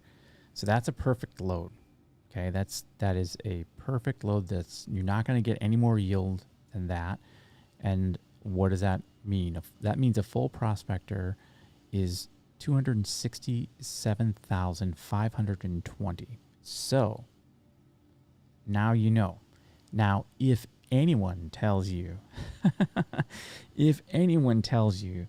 that when you fill out prospector it's 500,000 or 300,000 or any other number than 267,520, then they're talking wrong.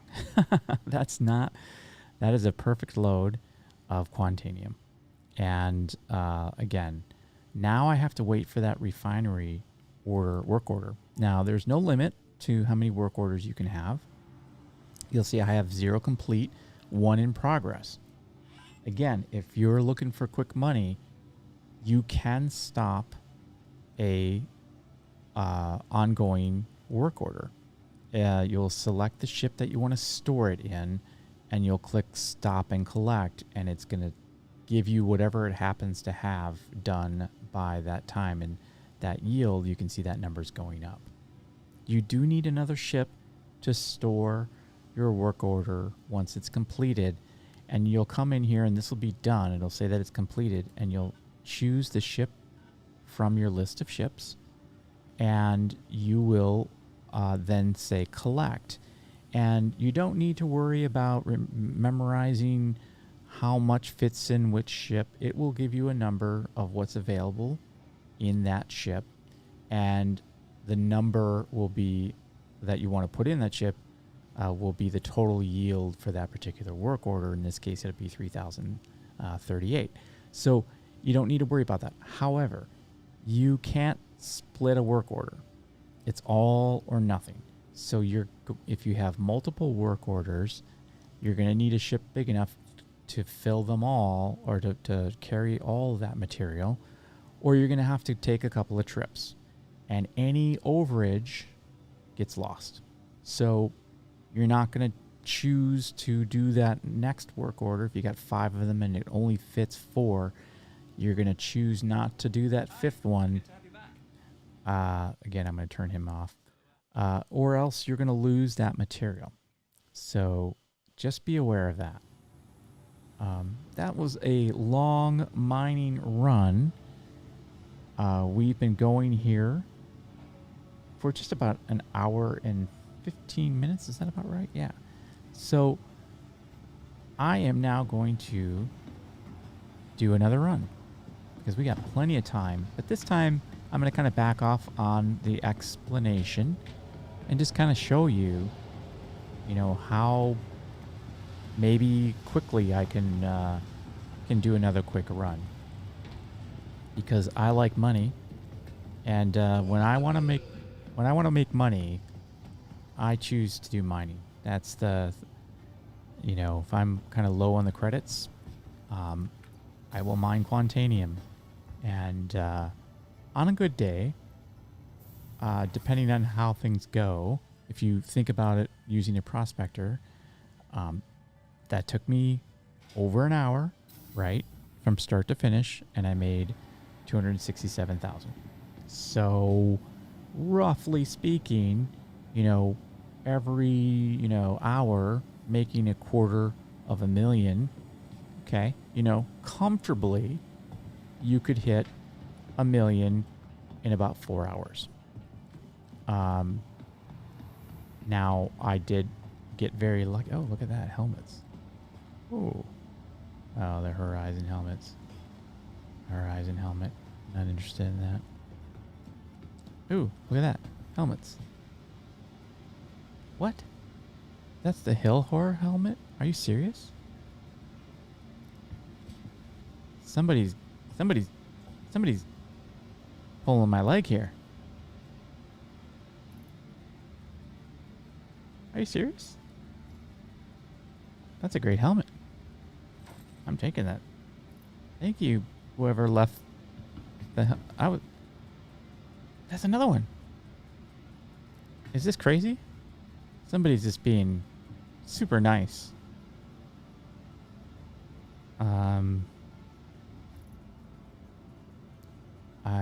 I am very shocked that these Hill Horror helmets are here.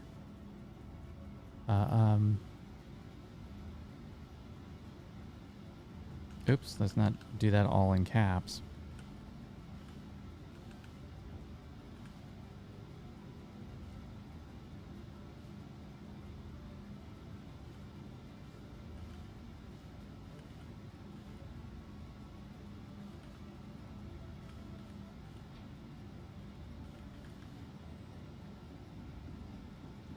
Oh, is that the person?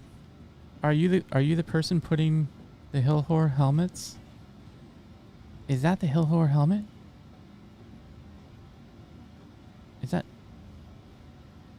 Is that the helmet? Are you just putting a helmet there? You can't hear me. I can't hear them. That's another Hill Horror helmet. That's crazy. People are just gifting these helmets? Oh, wow. That's awesome.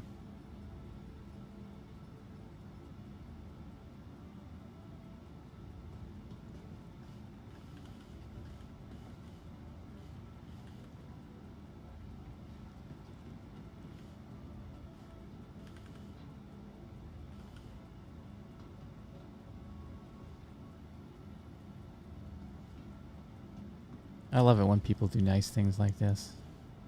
Isn't that awesome? That's freaking awesome. I mean, everyone's looking for these helmets. Not just these helmets. I'm going to put it down. I'm going to put it down. I said I didn't need it. Place it. And they're putting it in a place where clearly people can see it. He was better at placing it than I was. Let me do this correctly. I mean, I do box delivery missions for a living, and I was a little ashamed by that placement. Okay. Well, thank you, sir.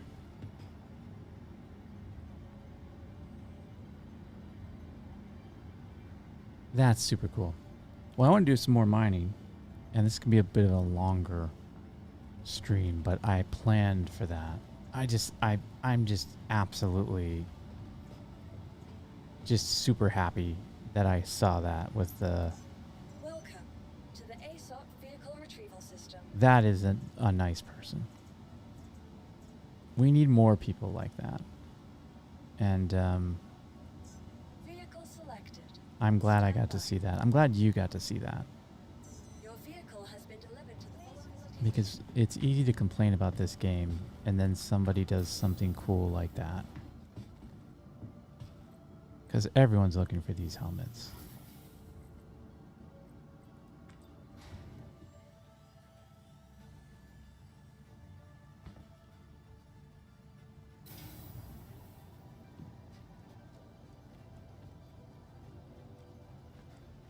Wait a second, is this the right prospector?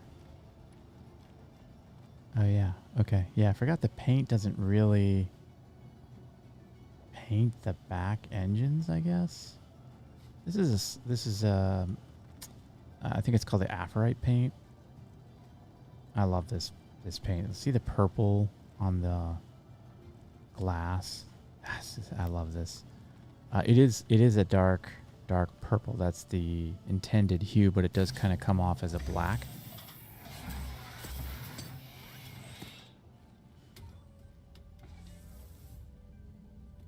So I haven't been rushing, right? You saw that on the first run. I wasn't really rushing. I'm probably not going to be rushing for this one. This is not a rush activity for me. This is a, grab a drink, sit back, relax, scout. Hello, how can Miss help you today? You are clear to launch. Barely used any fuel there, by the way. Did you notice that? So we refuel here. I'd like to do some more mining.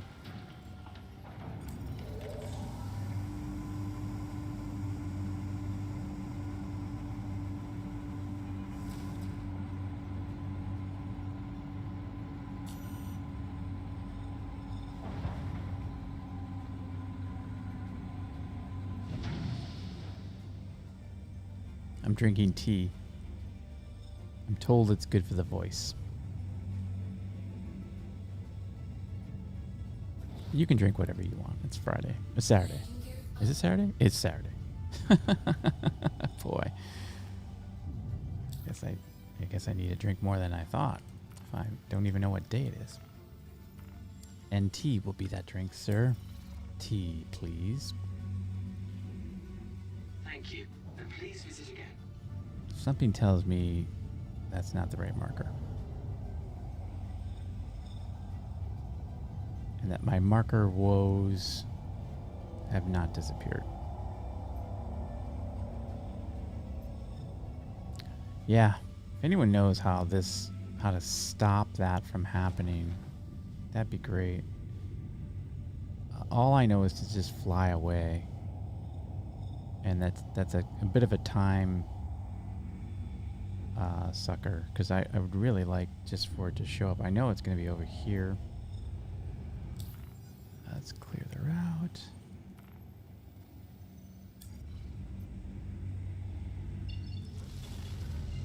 See, I told you.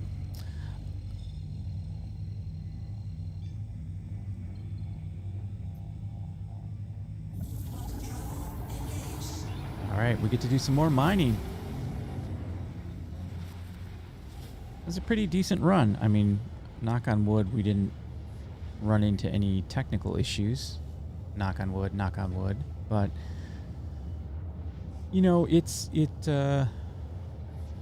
and there is room for that. Usually what you'll see is, rocks won't scan, things like that. And usually as that starts to happen, you can realize that you're on a bum server. I'm just going to check chat again because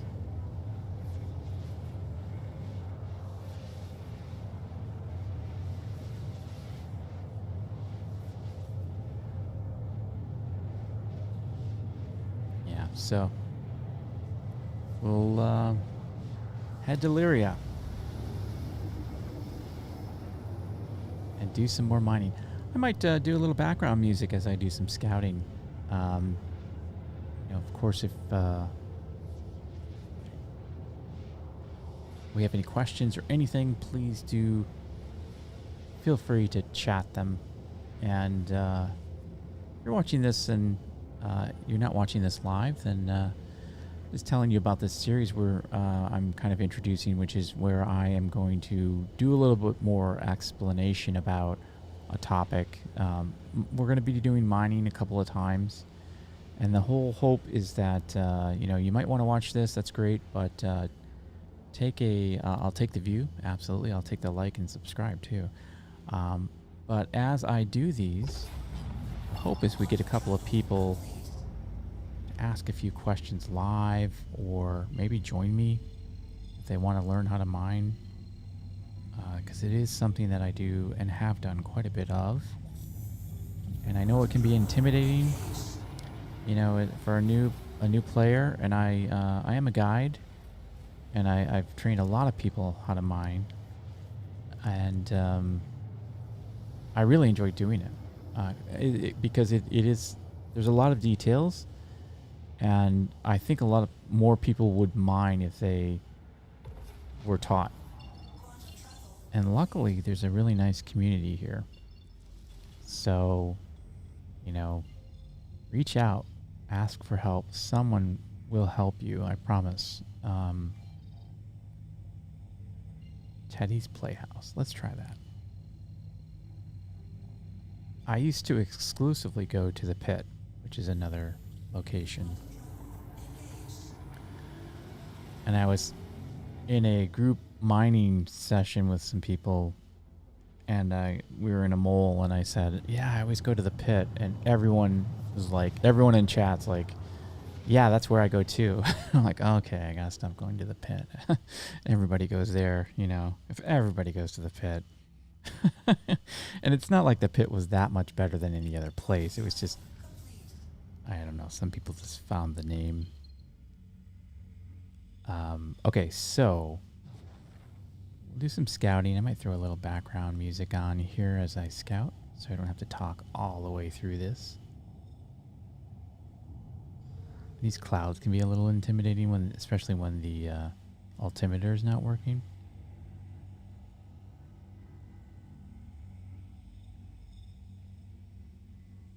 Oh yeah, I like that. Okay, let's do some scouting.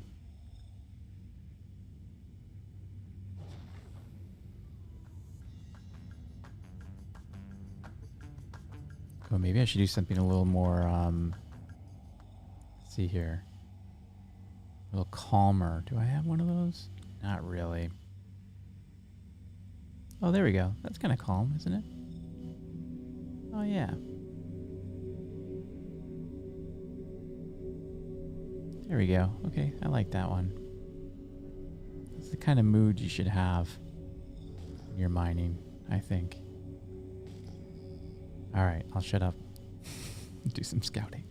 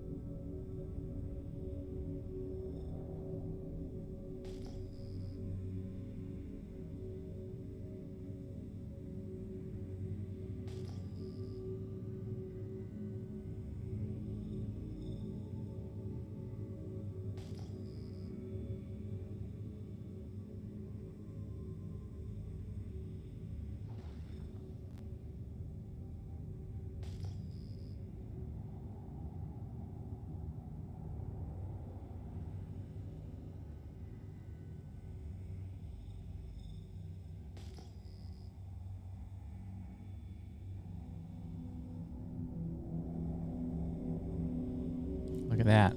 Just stumbled upon a double there. And you'll notice that sometimes I do peek, and I think I see the pattern, the Quantanium pattern of the Quantanium rock. And so I'll approach and do a visual, but that was just kind of a stumble on that one, wasn't it? So let's just check the mass.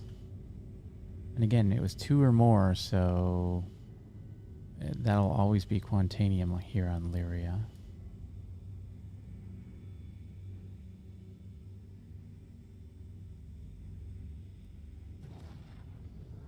Not getting a good read on this one. Let's see.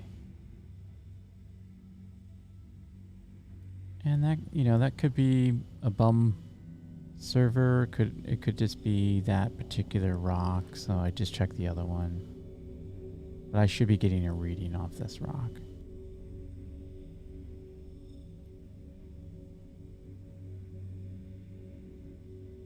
And of course, because I'm in the prospector, I kind of have 2 ways of scanning. You don't want to shoot the... I mean, you could if you're really upset. You could definitely. But it could be that that these rocks are dead. And that's what I think is happening. It used to be a trick where you would just hit it, and then that would trigger the scan. But you can see my laser isn't doing any work there. So, when a rock does not scan, you can try a couple of different things by going into mining mode. If it doesn't scan after that, turning mining mode on and off, all of those things should trigger a scan.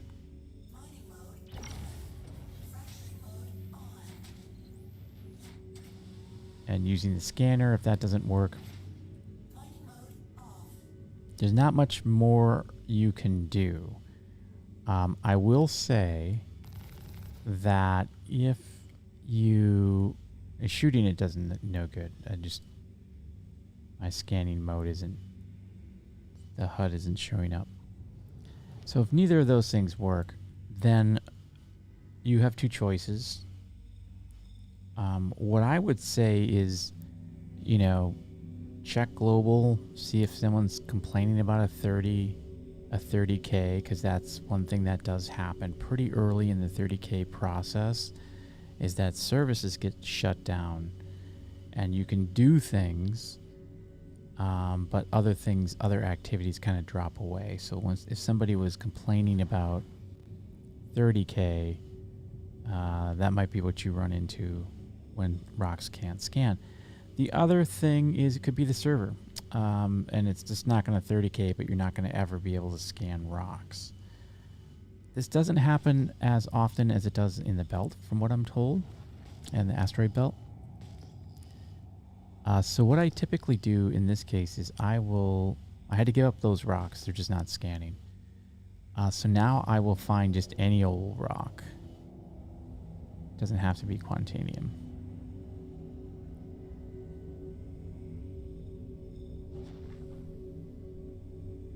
And if this doesn't scan, then we're kind of looking at maybe a bum server. So let's just give this a shot. Now that looks like it's going to scan. Yeah. Okay. So we could try to head back and see if we can find where we were. I wasn't really paying attention to my direction either, which is kind of another mining no-no. Was it this one over here, 4,000? This would be a good use of that ping angle. Yeah, so that was where we were. The ping angle trick saved us some time.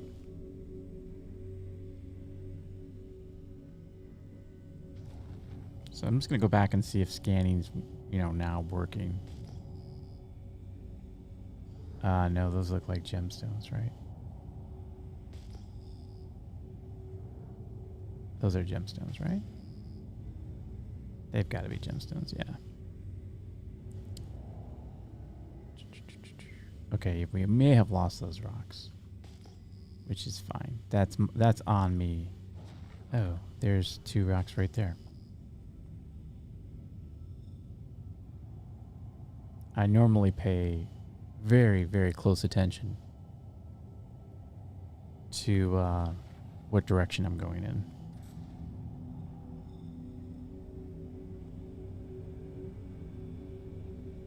So we're just going to check these. Oh, I've got... Ooh, bad news.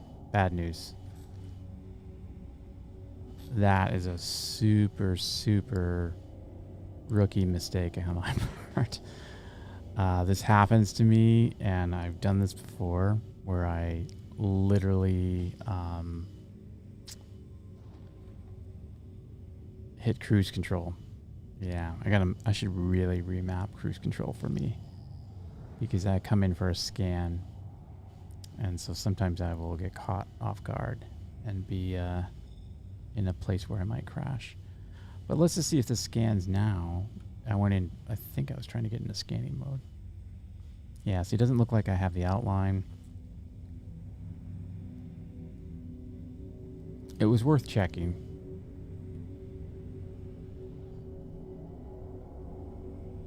Okay, now we're heading... Do we want to head southeast?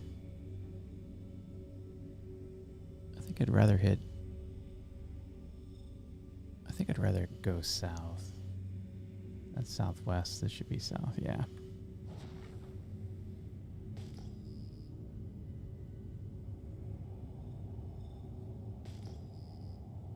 Okay. I think we need some more upbeat music. This might be putting everybody to sleep, right? All right. Some scanning.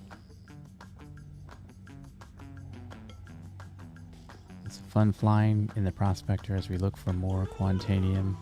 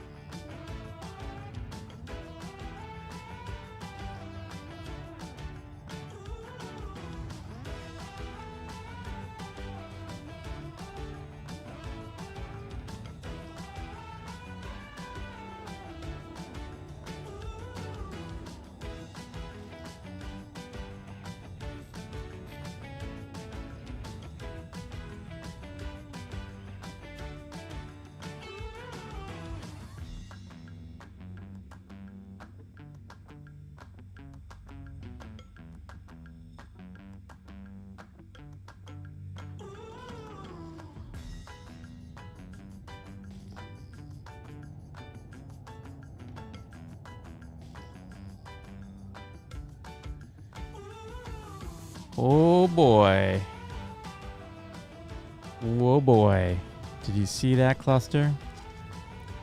Oh, the happy music did it. That somber music, that's no way to scout. Okay. Well, this is great. 7 clusters. A 7 cluster rock cluster. Oh boy. That is what I want to see. That's what I want to see. All right, so let's not get too excited until we can scan one of these things, right? Scanning is happening. That's good. 2% Quantanium. That is a junk rock. We do not mind that one. But that's okay. We've got a couple more to scan. You do have to get about 200 meters or so. That's a 4,000. And you probably can't read that, but it's 2%. You'll see how... the other thing I want to point out, you see how that is kind of, more white, like it's covered with snow. That's why I like to mine in the gray, kind of the gray ground, because you see the difference between that rock and that rock. Both of them look like Quantanium if you get up close, but that one on the right is harder to find visually. So just to point that out, that it's not like they consider the environment that the rock is in. So it's a 4,000 that we could easily break that one, but it's only 2%. Now you may be saying, is it possible that you could find a cluster and not have a good rock? One good rock? Yes, my friend. Yes, that happens. And it looks like that might just be what's happening to us today. 7,000. Even if this is a good rock, that's 11%. That's not a great percentage even for us, really. So I'm just going to double check my work here, but it looks like this is a bad cluster. And you might be like, well, just mine it, right? No. Remember what I said just the last time. I just said it.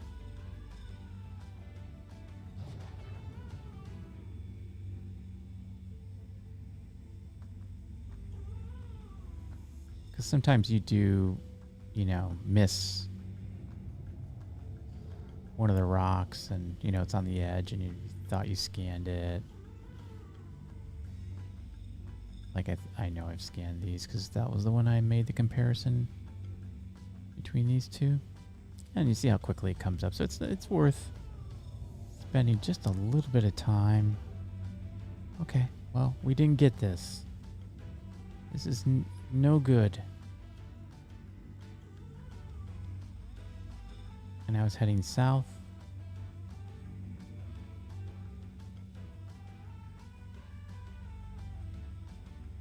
I know that's east. I might just switch directions and head east. I like the ground over there. Yeah. Okay.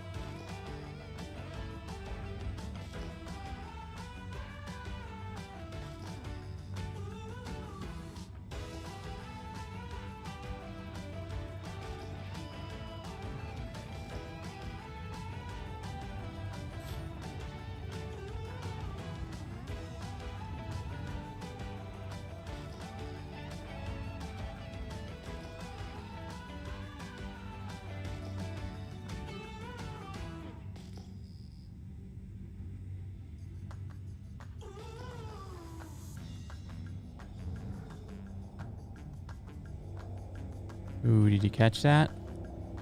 Were you paying attention at home? That's a Quantanium rock, and I just spotted it visually.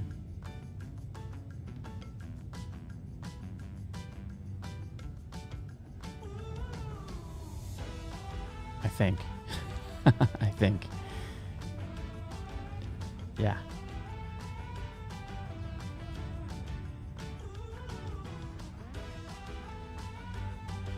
And of course, when you're in a prospector, you just need one good rock. It's a 3700, so it's in our field. Ooh, 15%er. Okay, this is not a great rock. How are we doing with time? I'm at 2.5 hours. So this is a judgment call rock, for sure. I came across it. It's small. It's 3700. It's only 15%. Is way below our percentage. So you really have to ask yourself, am I done scouting? But I'd like to just take something home. Do I want some more practice breaking a rock? And I think I'd rather show you breaking rocks than scouting. So I'm going to break this. And even though it's only 15%, I think it's worth showing. And it'll be 100,000 or something. You know, it'll be worth some money.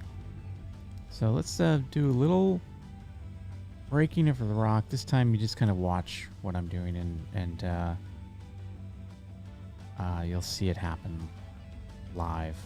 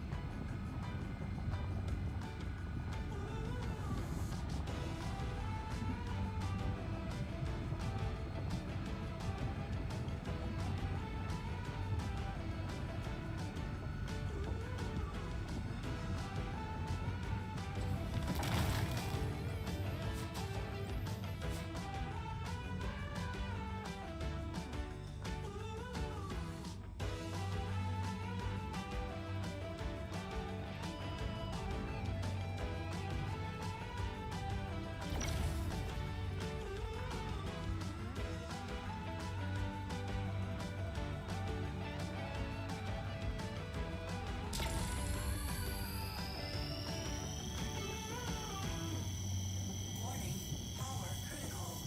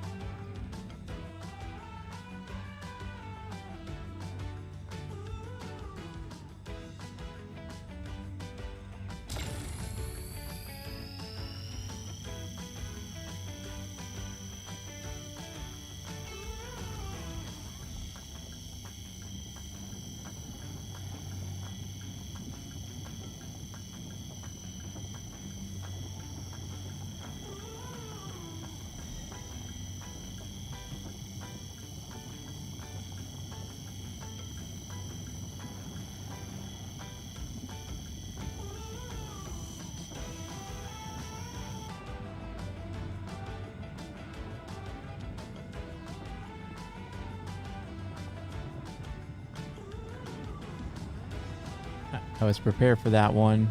The Brant module was just running out of time, so I just brought it down to the lower part of the green, so it didn't cause me any grief. This is the strategy there.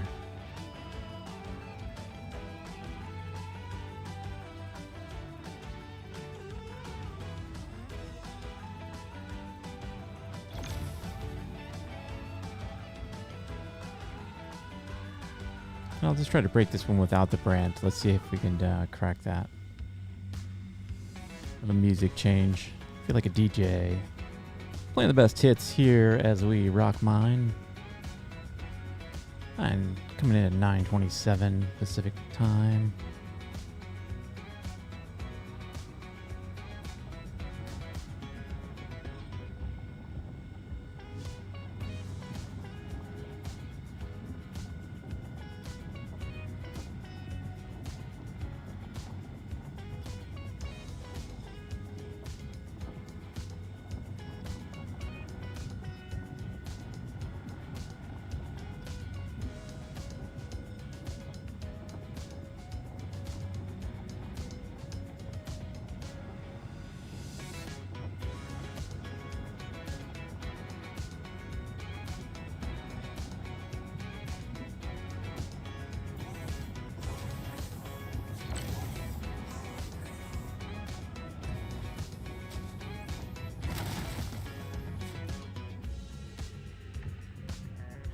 I'm glad you got to see that.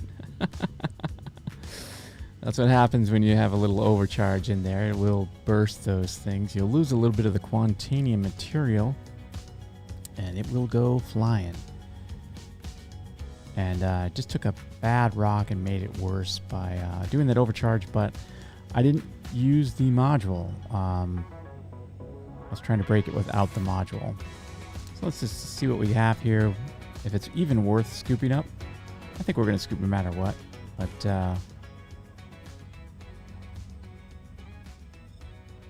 I was kind of ready there, ready to break back, and I'll look at these rocks, see if there's anything worth scooping up. We'll scoop some stuff up.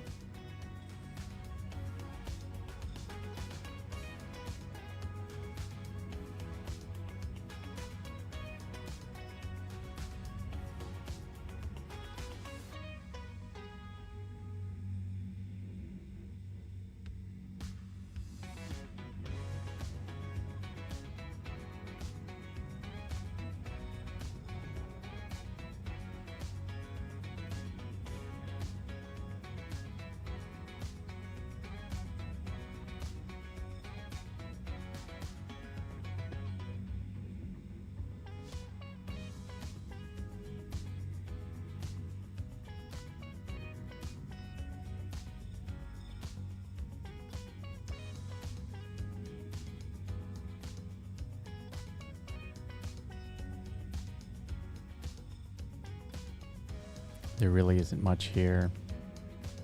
I got a bad break on all this. If there was a couple of hundreds here, there's at least 100. I'm going to scoop no matter what.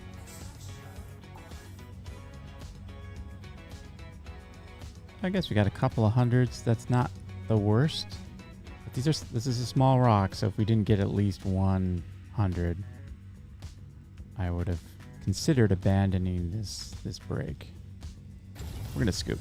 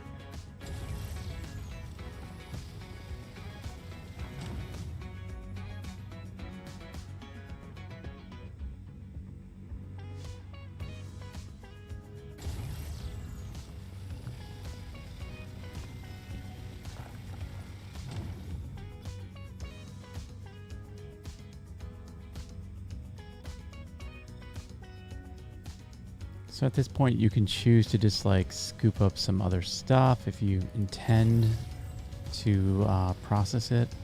This is not going to be a great run. I'm just going to stick with the Quantanium. This looks like the last 100. I only got 8 SCUs. That's pretty low. Maybe just grab some quartz here. It's pretty worthless when you refine quartz or any other material, but I have space, and I was kind of trying to clear that rock because I was suspicious, and I was right, that just below it was a 78%er. So that got us a couple extra. Now I have plenty of time here. If I find something else that needs to break, I would even break it, but it's not worth breaking these other materials. So I think we're going to call that. That's it. So mining mode off, cruise control on, throttle up. If you head to the sun, you will be heading towards Arc L1. This is not a great run, but we have no choice but to go back to the refinery. That's why when you make these judgment calls, what I was really hoping for was a better break, and I overcharged. And when I overcharged, that pretty much rules out getting a good break. And that's what ended up happening. So we plotted our course. We'll just head back to the refinery. Call this a run. It happens.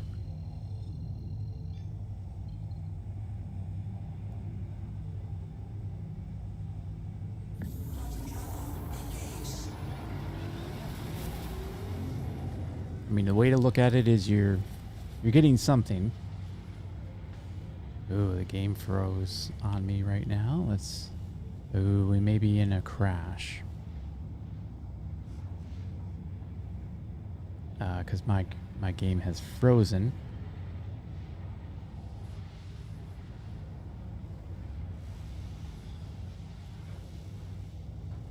So we'll see, but I think I'm in a crash. Yeah, I've got just audio and none of my controls are working, so we'll give that a few seconds, and if we are in a crash, we will do a quick restart and head back. I mean, that wasn't the best rock anyway, so I'm not all that disappointed. We'll see where we land. This is definitely a 30K, so we'll see what happens. Sometimes you'll end up back at the station with your ship checked in and everything, but I don't think I got close enough for that to happen. 30K recovery in this situation actually can be very helpful to you, because you will more than likely end up back at, and there goes the audio. And there goes the technical difficulty. Okay. All right. Well, I'll see you on the flip side. This may not be bad for us. This may actually end up being a good thing. So, see you soon as I do a quick restart.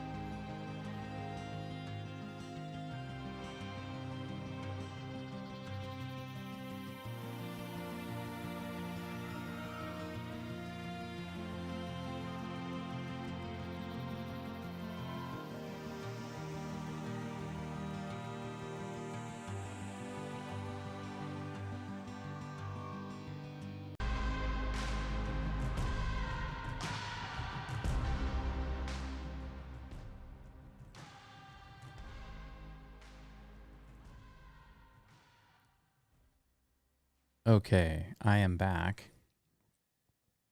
And I am out of my ship, which happens from time to time.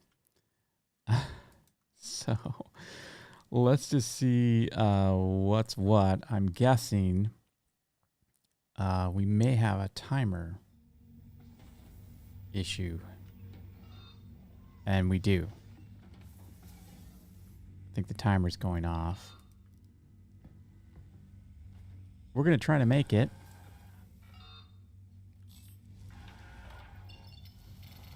Hello, how can Miss help you today? Systems on.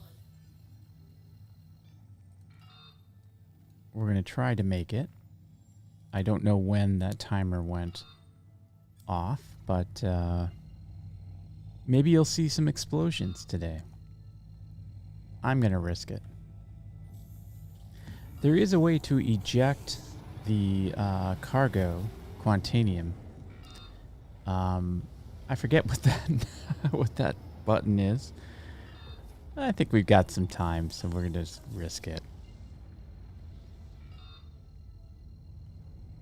Just get our speed up here. And we'll try to bring it in a little faster than normal.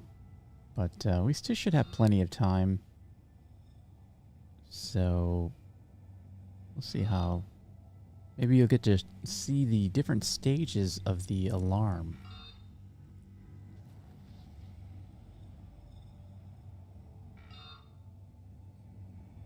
Let's do full power.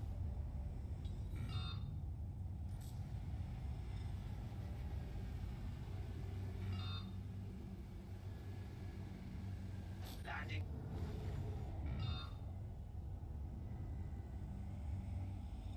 Please proceed to assigned landing bay. I was gonna say, give me something close, please, but they did a good job of doing that. Let's kind of bring it around here and try to not run into the station, which it looks like I might. That's just being crazy, and that's kind of what you want to do. You do want to avoid, you know, overcompensating for the timer.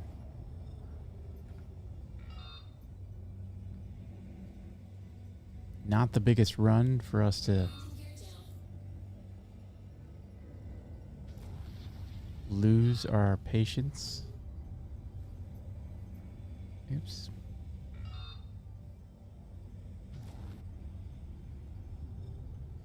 There we go. Nice and easy. Try not to panic. You can see, I mean, I had plenty of time here. I'm still on yellow. I think you have 2 minutes after it goes to red.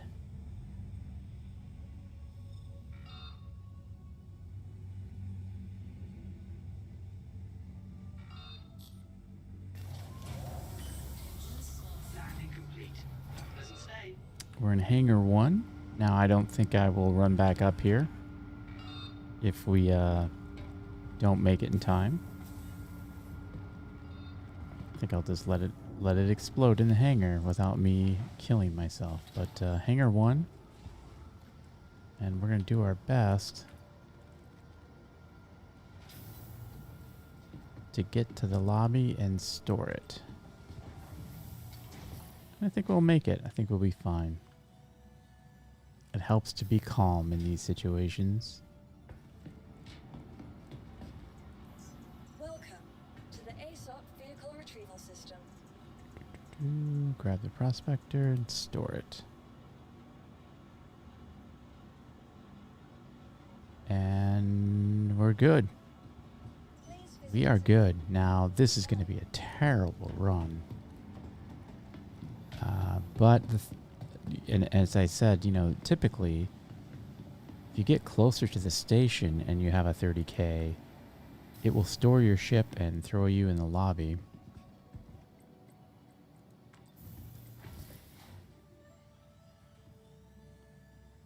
And that's a nice place to be. I could mine all night, and I may just continue to mine.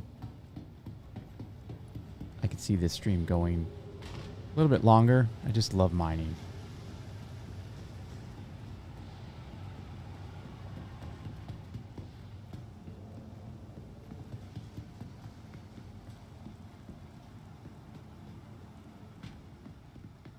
So let's take a look at this one. Remember, I'm not in a hurry, so I'm going to go ahead and use the Dynanex Solvenation as my... so we set up another work order. You can see there's very little Quantanium.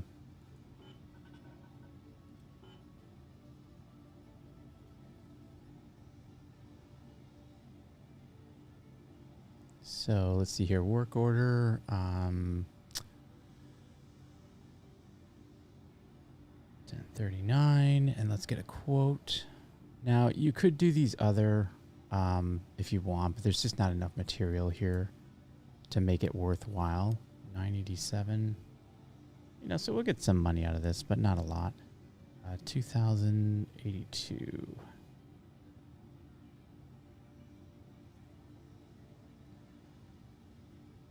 Yeah, so that's 86,000. Not the worst. This is just a warning that tells you, hey, everything that you didn't select is going to get, you know, destroyed.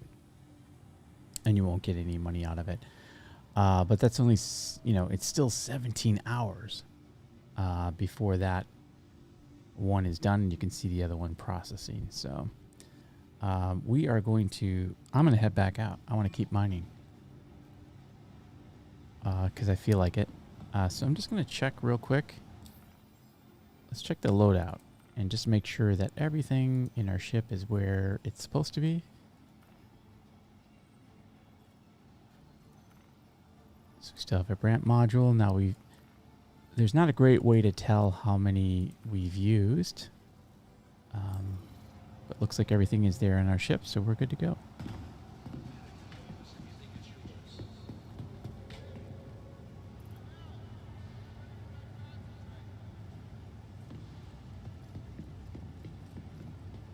Grab a bite to eat before I head out. Now, typically I would just medbed because I save the food for, you know, when I'm out in the middle of nowhere. But let's just do that. We can always grab some more food on our next run. You don't need any great, you know, armor. And that's kind of another tip, I guess, is...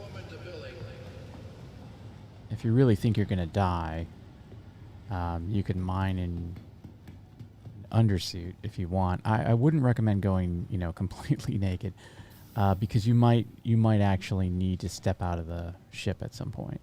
And if you are going to use gadgets, you absolutely will have to step out of the ship. So, you know, dress accordingly. Lyria is a little cold, but you have plenty of time.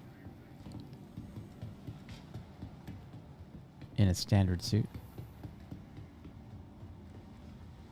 Ooh, hello. Welcome to the ASOP Vehicle Retrieval System.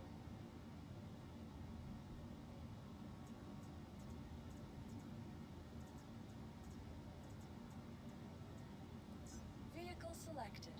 Stand by. So kind of heading out for our third run. So we made a little over 300,000.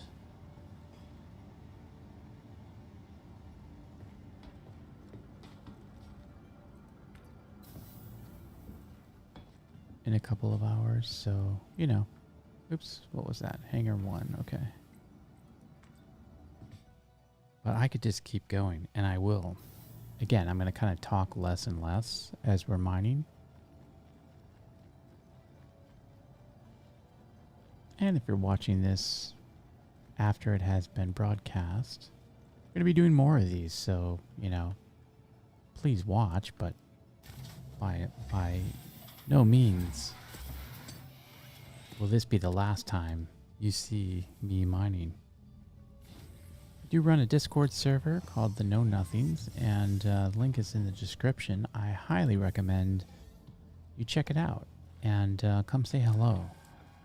And maybe we'll bring you out if you're interested in learning how to mine. I'll be happy to take you out and we can stream it and show everybody an actual process, an actual learning process, because it is. It just takes practice.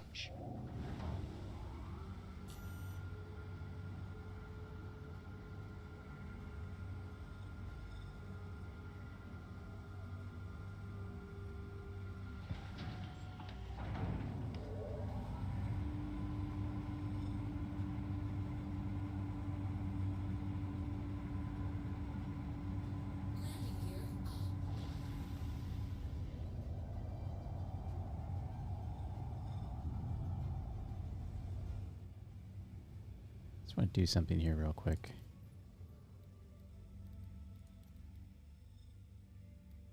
Oh, really? Okay. I thought the music was set way lower than that. Thank you, and please visit again.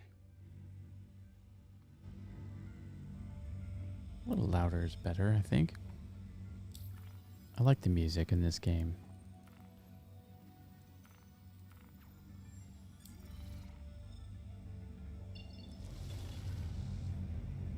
I will get some more music too. I've got that on my to-do list, so we have some more background music to fit the mood.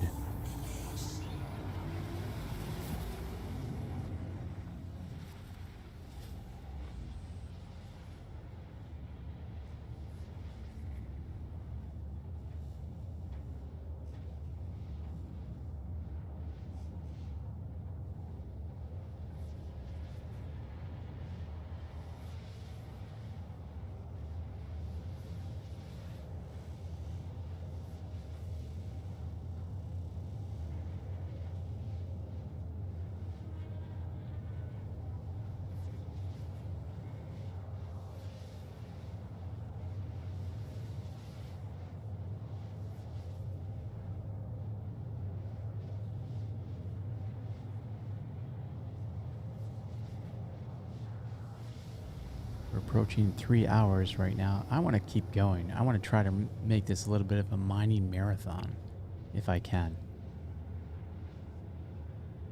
Just keep rolling, because I am interested in doing much more. So if you're in for the ride with me, I would appreciate it. Stick around. You never know. I may blow up. I may die. Something exciting may happen. Actually, if we do run into a cluster and we do need some help, I will put the call out to someone to come help break up a rock if we run into something. And really, that's the beauty of the prospector, is you can solo mine just fine. And when you need help, just call for help, and another prospector, 2 prospectors. Oh, I know they're going to make an adjustment to the mole to make it worth flying, because right now 3 prospectors beats a mole, in my opinion. You got 3 scouts that can go out, find the Quantanium or whatever you're mining, and if you need help, just call for help, and one of the other prospectors can come break a rock with you. And that's something I want to show for sure. Just so you can see there's a method to that as well. Let's see here. So I want... Let's go to a mining facility this time. That one looks like a good candidate, unless it puts me in the dark.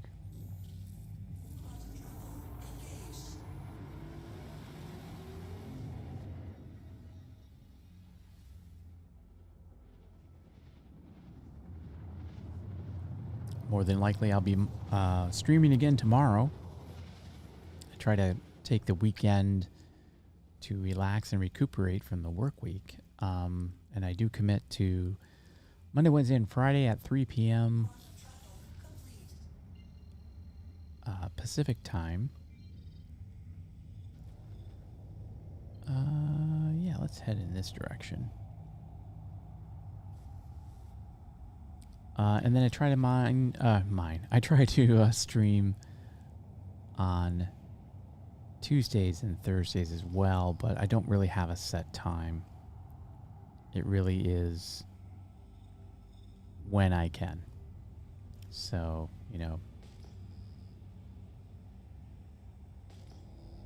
I'm not really committing to a time on Tuesdays and Thursdays, but Monday, Wednesday, and Fridays, and sometimes over the weekends,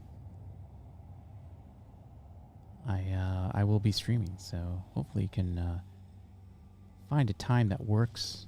I'm still very much interested in seeing what works for everybody else, for timing, and trying to get as many opportunities to stream with you. So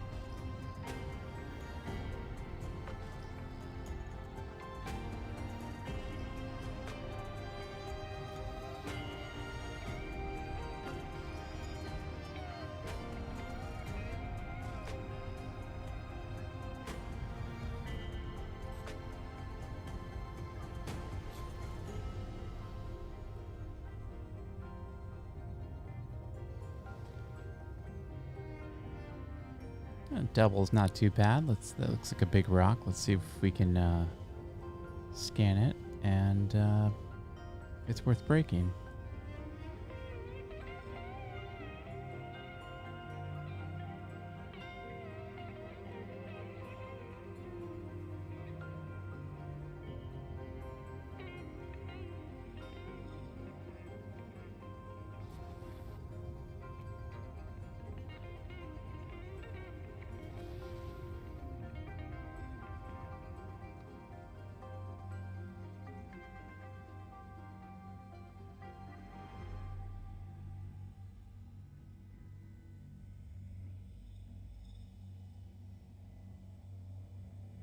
Just takes one good rock. Unfortunately, those were not the rocks we were looking for. But that's the nice thing about the prospector. You really just need one good rock. And that's all it takes. You know, good 5,000, 30, 40%.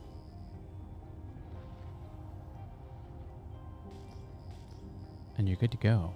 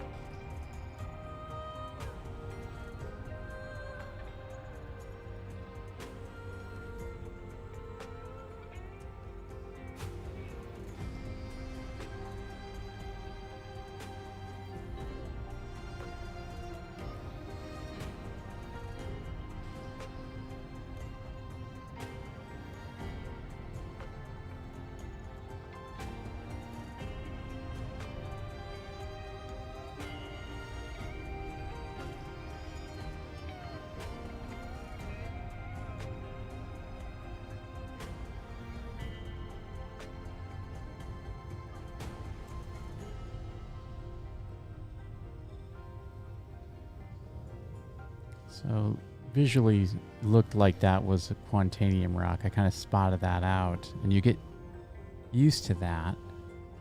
And then when you do, you know, you can spot them from further away visually before you get a good scan. So this is 6,300. We can't break this rock, and it's only 3% anyway. So that's no good for us. So on we go. And of course, I'm ignoring these boxes that just pop up at around 4,000 or 5,000. Those are clearly gemstones.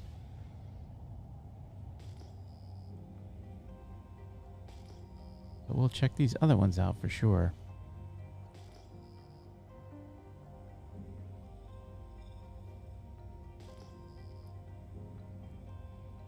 Unless it's a cluster, I don't really pay attention to the ones that are also in the mountains or in the hilltops. Not that it's difficult to break them, but it's more like Quantanium doesn't usually spawn on top of a mountain. I shouldn't say always. It's not, you know, as a general rule. So there's a twofer up there. That's going to be Quantanium. At least two. Yeah, looks like there's just two.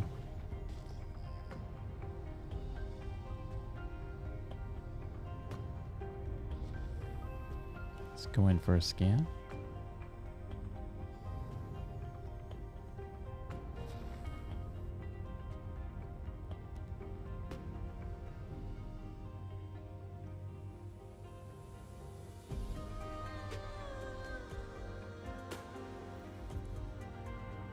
Now that's a big rock. That's a 6,000 mass. We can't break that one.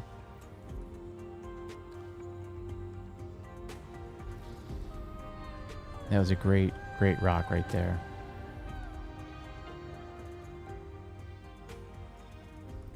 This is 6,400, 2%. Yeah, just to show you what I'm talking about, I will show you. This is out of our range.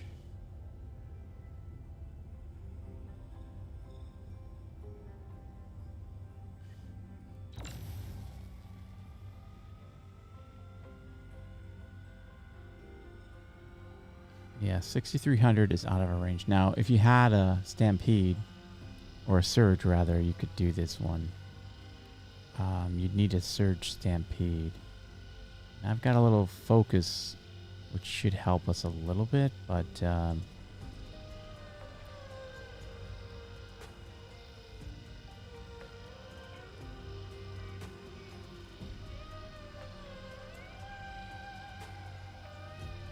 even if I find a sweet spot, like it looks like there's a kind of a fracture over here. It will not stay. And you'll see these big drops. Now, if I could break this once, then I could go from there. I could definitely break the second. It's not that the shards are too big. There's a pretty big jump there.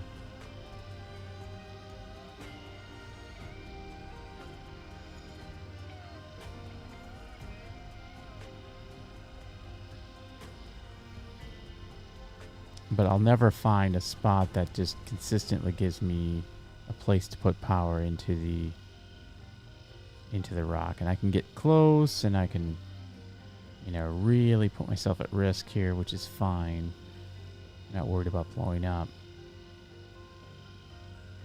But it will never go beyond that. Now, if I had a surge, that would just boost my power. And if I had a gadget, I could land and break that one. But, unfortunately, without help, and I don't know if this would be something somebody would come do because it wouldn't fill up 2 prospectors. It would fill up 1. So you kind of have to just move on. It's too bad. But them's the breaks. And the longer you sit there and try to break a rock you can't break, the more time you're wasting. And so if you had a buddy, you could say, hey, I found this great rock, and they could run over and put their laser on it and give you about 20%, 30% power, and you'd be good.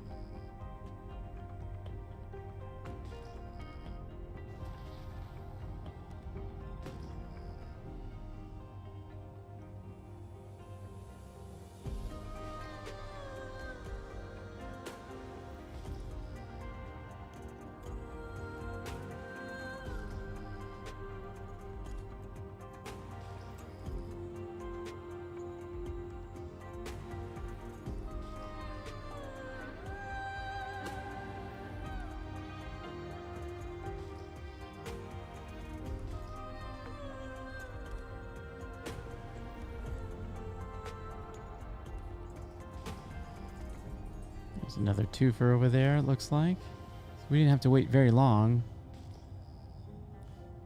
Of course, we don't know what this particular... Oh, now look at that. I'm going to look at this rock, but check out... Is that a cluster over there? Oh, it certainly looks like one.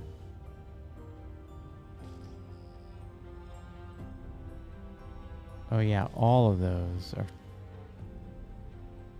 Okay, so we will definitely take a peek back over there. But we found two over here. We'll look at that cluster over there.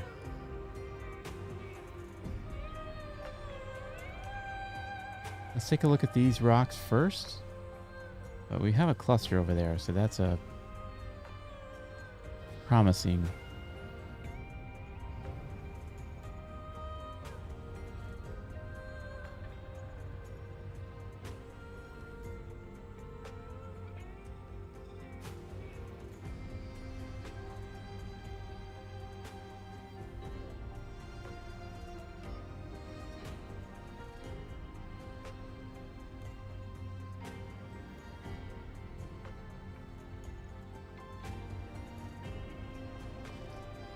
So there was really nothing over there. Oh man. This is massive.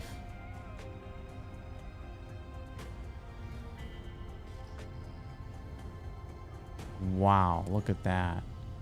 What? We are getting lucky today with clusters. Alright, I'm going to start over here on the right and just work my way left. Because again, you know, cluster is exciting to look at, but very often you only get one or two good rocks, as we saw before.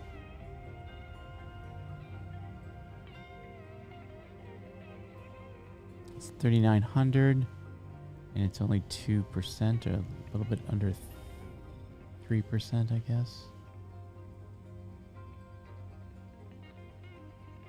49, we can break this one.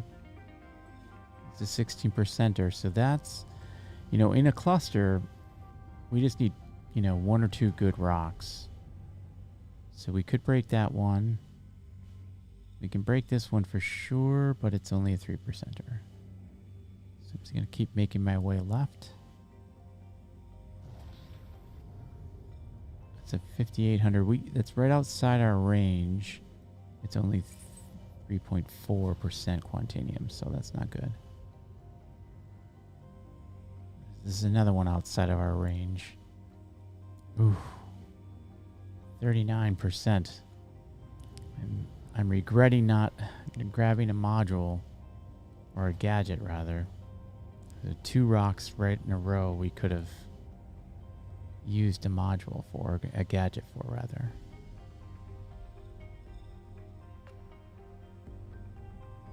It's only 2%.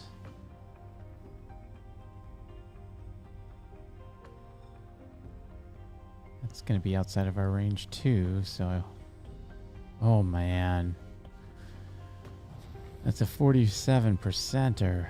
That is a big rock. That is a great rock.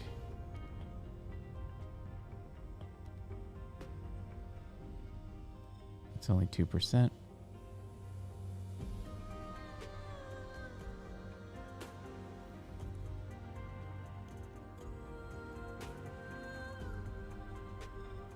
It's only 2%.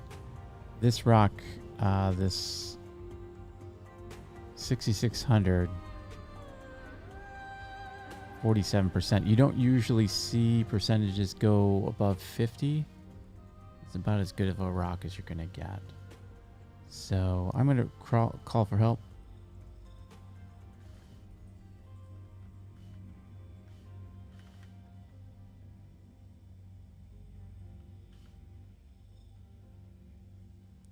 So they're going to want to know the mass. So I would just say mass 66.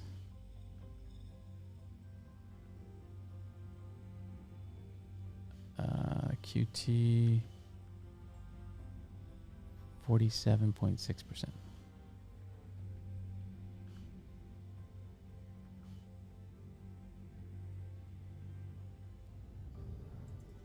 Let's see here. And then there's another one.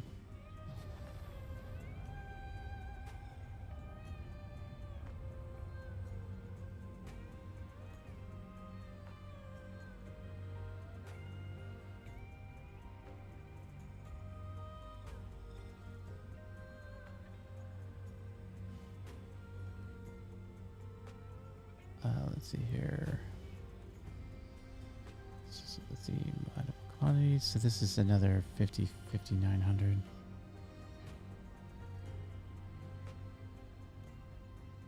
And we already got some offer to help, so.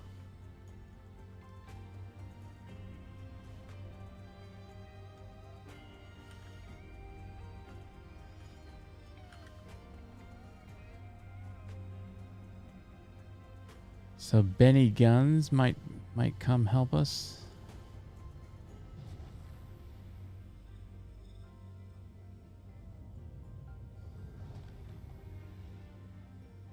We have 1, 2, 3, 4, 5, 6, 7, 8 rocks.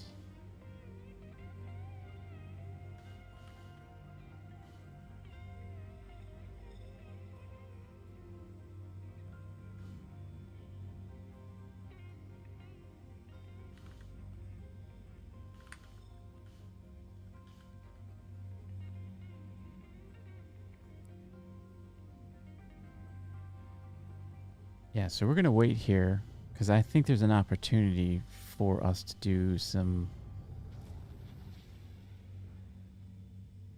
mining with somebody. Now, I usually reach out to my org, but it's late.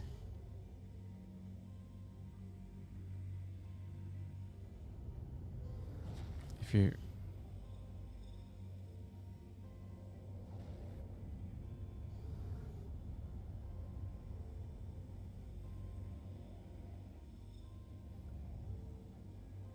Let me get landed here because this is just a waiting opportunity. And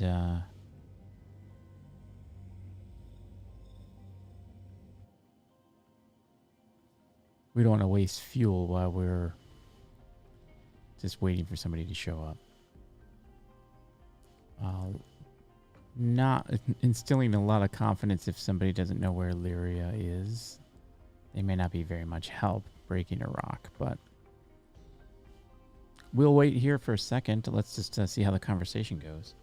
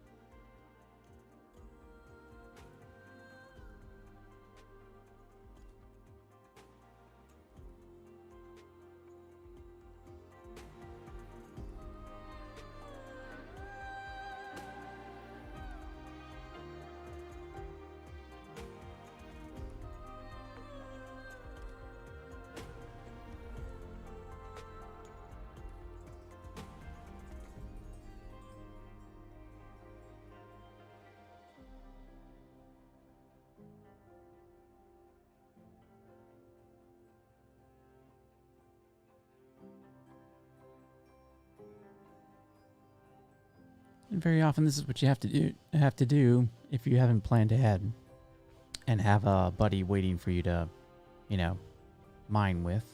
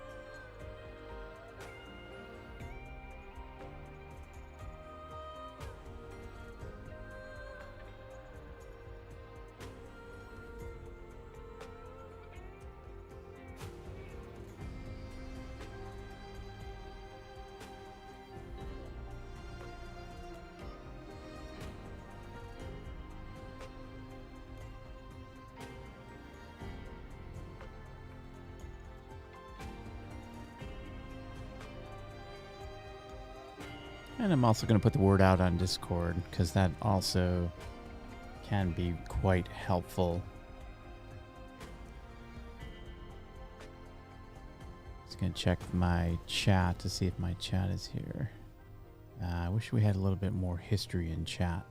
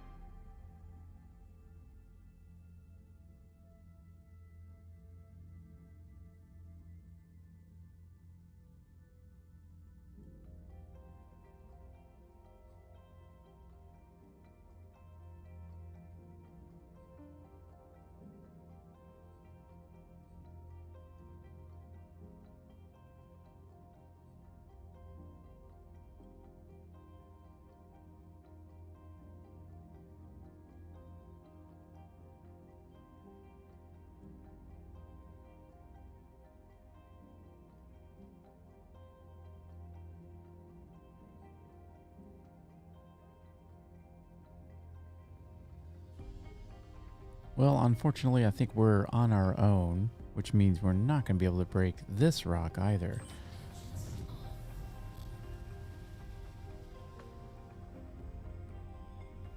And I'm just going to double check to see if there's anything here that we might be able to break without any help. So that one we could break, but it is, and it's 16%. That's kind of what we were doing before. And that's just not worth breaking at all. If I can find two halfway decent rocks, I'll break it. 58, I could probably swing, but that's only 3%.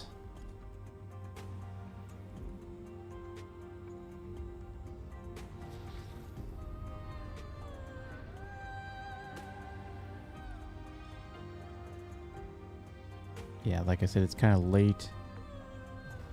And my mining friends are all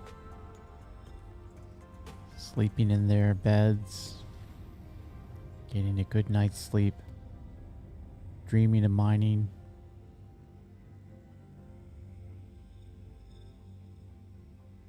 Yeah, that's a 20%er. But it's 8K, which is about as big as of a rock as you're going to get. And this is 5,900. I don't think I can break this one. But if I could, that would be awesome. I think it's just going to be just outside my range. Because I've broken 5,500s before.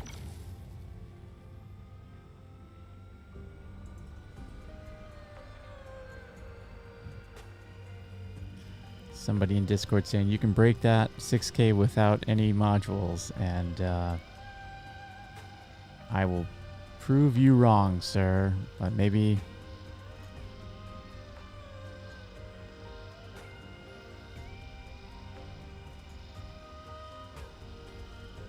might take a while, he says. Okay.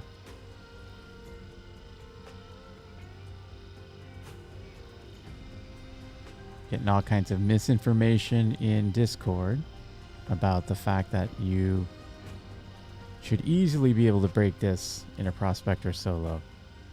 I don't think it'll be easy, but I think it might be possible to break this 5900.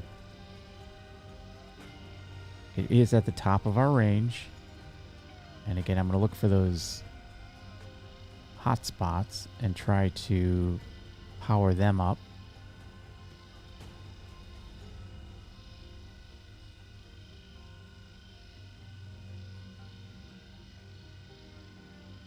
And we're just going to sit on one for a while and get some heat into it. As soon as I see it go up, I'm going to stop and just kind of focus on that spot. There we go. And we'll just see. I'm as close as I want to be.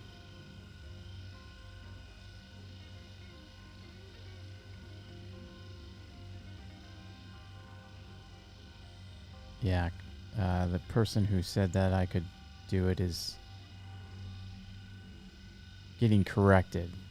And I think that's the case. Yeah, this is... It's asking a lot to do this, but it, you know, I have broken some of the larger rocks with this kind of technique of just sitting on it. And eventually you kind of get lucky. And it dips into the green. But to keep it in the green without a module. Now this is where a stampede, or excuse me, a surge would help us out. It would boost us, our energy level, right into the green. And then we would use the stampede to finish it off. But I might just I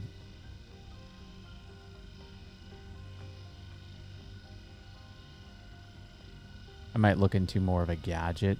I'd rather have a gadget than do that technique, because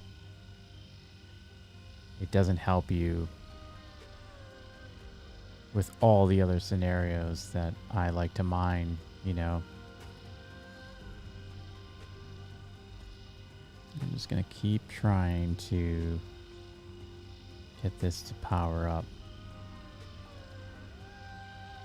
And if you can get 2 spots, you can kind of toggle between the 2 of them, and you can get the energy level up. But as you can see, as soon as I pull away, the energy just drops. We just don't have the mining laser to do this. It just isn't powerful enough. But I'm willing to give it a little bit of a go here. We're all the way down to 0. Yeah, I just think we're kind of wasting our time. We can...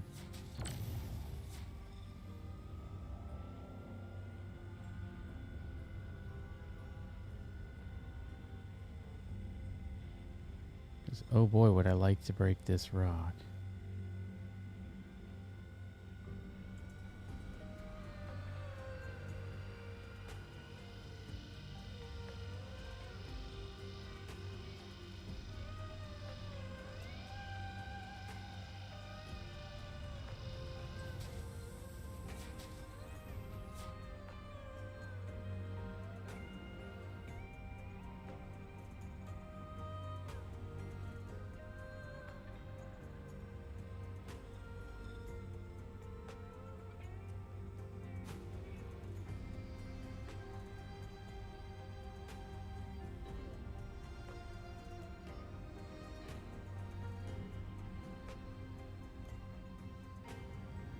And this is the second time that I've had to give up a very good rock. And, you know, I think about buying the gadgets and I say to myself, I very rarely come across a need for one, but here is that need. Now, these other ones that I can break are not great. Like this particular one, 16%. But I might just break it, and then that'll also give us a little bit of extra time for some help to come, perhaps. But I think we're going to strike out on the help. Okay, let me break this rock, and by now it should be old hat for you.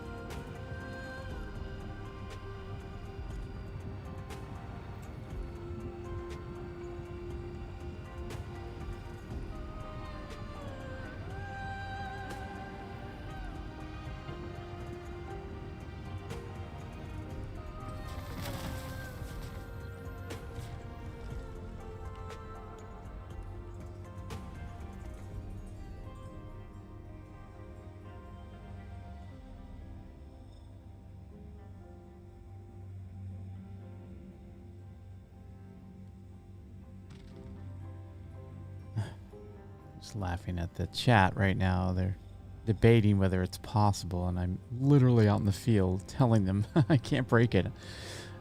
But you know, we have different setups, and you know, some people assume I'm running a different mining laser head, and okay, now this is probably where all of our Quantanium is.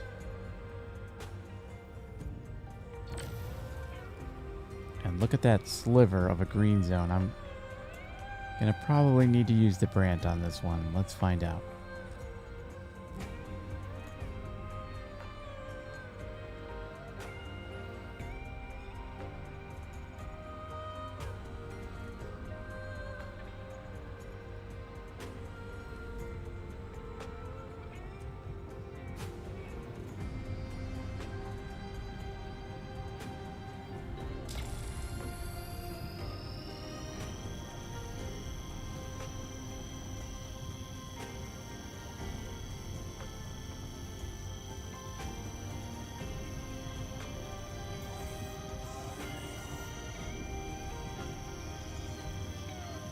And again, you get that warning, power critical. Don't panic. Just pull off the power as quickly as you can.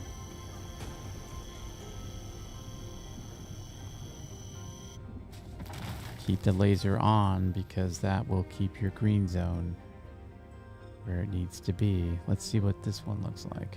Now that's not Quantanium. So it looks like all of the Quantanium that we got was in that one shard. And we did get a good break on that. That's 100%. But I'm just going to double check my work.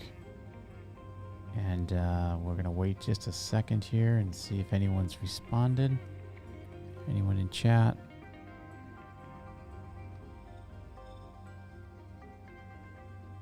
I think we're on our own, so I think we're going to scoop and go. Not too, this is, and then maybe I will pick up a module or a gadget rather.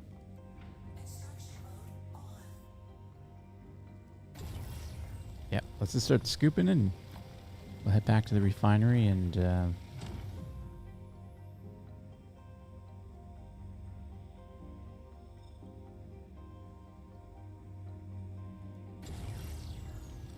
now I've never used the gadgets before, so that could be fun. And if we have the luck that we've been having, where I've turned away 2 really good rocks.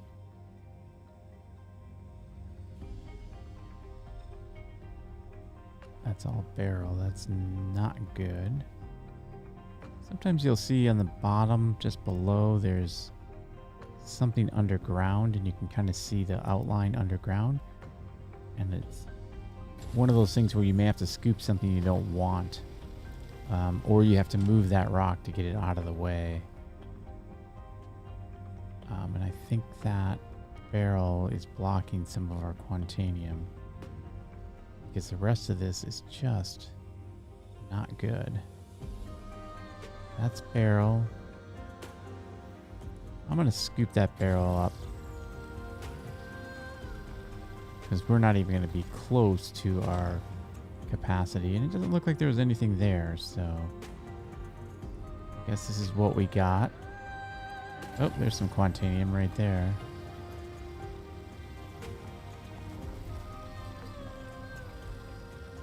So it was kind of blocked. There's a big, you can see there's a big outline here. Which may have some stuff for us. And we're going to kind of check our angle here. So we got plenty of time. I do hate leaving the rocks. But unfortunately, I think that's what we're going to have to do.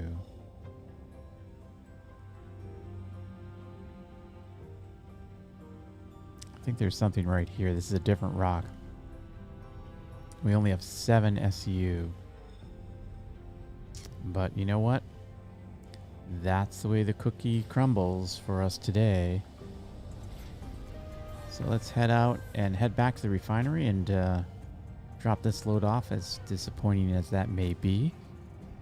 And we'll fix this problem by picking up a gadget. I think that might be called for given what we've run into lately. Because we have left a lot of money on the table here. 2 runs, easily filling up the prospector 2 more times, which would have put us at, easily another 267,000. I know there were some good breaks there. So, 260, that would have been 580. $500,000 we left on the table here. Easily.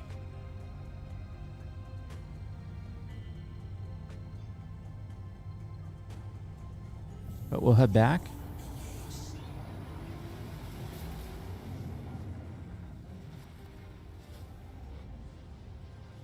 Yeah, somebody talking about needing 2 people. Yes, we do. We need 2 people to break a 5K rock. Now, the other setup, like I said, I'm not used to the surge stampede method. I know how to do it. But it is not something I'm going to set up the prospector for today. Maybe another time.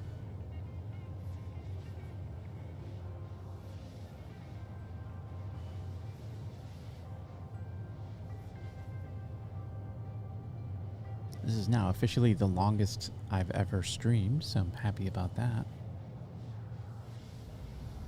Let's try to get back to the station without killing ourselves. We'll look at the different gadgets. Maybe we'll pick one of those up and head back out. Now, the other thing I would point out is if you're doing this proper, if you're really upset about losing the opportunity to go back and find a rock, sometimes people will get themselves a box mission, and they will use the boxes as trackers. And I could, if I had done that, I could have put a box there on that cluster, broken what we could break, head back to the refinery, set up a work order, grab a couple of gadgets to make sure that we can come back and use that marker to locate the rocks that we just left behind. Another trick is if you find somebody who could park there in a party. But right now there's no way for us to set a quantum marker any other way, as I'm sure you're probably aware.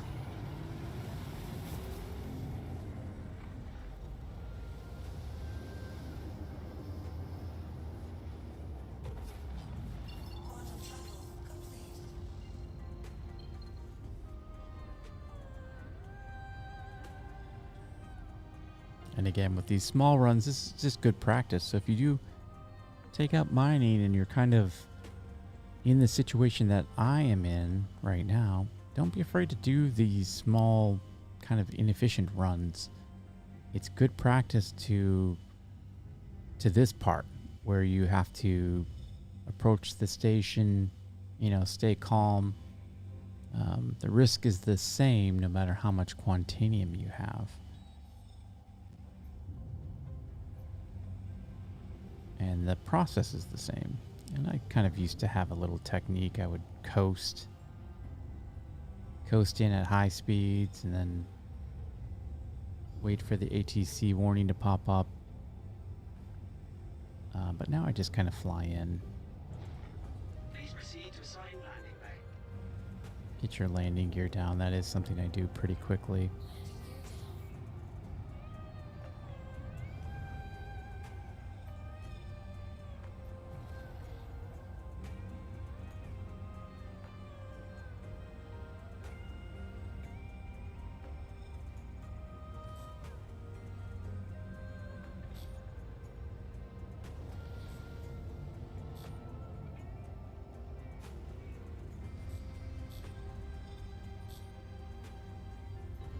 These doors do take a while to open up. And I was worried about that when they switched to hangars. It used to be all landing pads. And the last patch, of course, we switched back to, or not back, but we switched to these hangars. And I'm like, oof, these doors take a while to open up. Am I going to be sitting there waiting? And luckily, there's not really too much of an issue. They open up fast enough.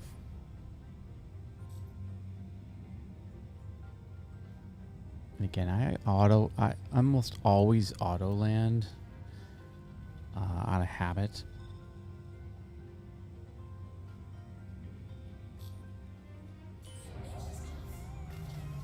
Please proceed to assigned landing bay.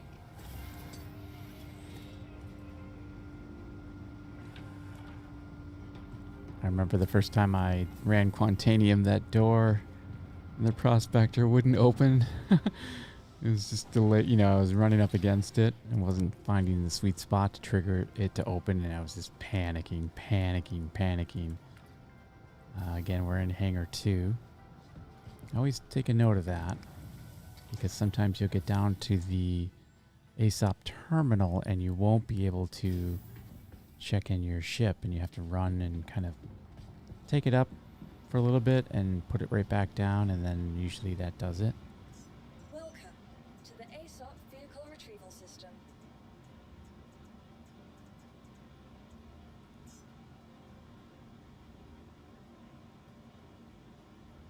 So that's stored. Let's go put in our third work order. We're trending down. We're not going in the right direction right now. Especially with what we had for rocks. So let's go to the refinery. Now, I'm definitely going to spend some money and get a gadget today. Because that was just a little too heartbreaking the second time. And it's good to have those. This should be part of the repertoire if you start to get into mining and you want to have the most control as a solo miner. Now, the other way to go would be to take the mole out. And that would mean me switching to a helix mining laser in those situations. So again, same Dynanex Salvination, 760 is embarrassing.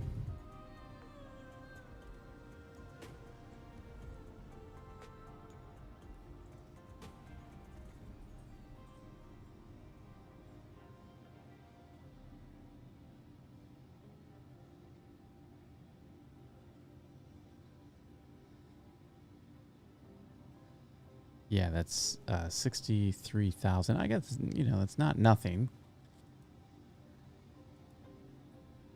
That's not nothing. But, when you're pulling in 200, you'd expect 260. You'd expect a little bit more. So let's go down and take a look at a gadget. Because I think the one we want...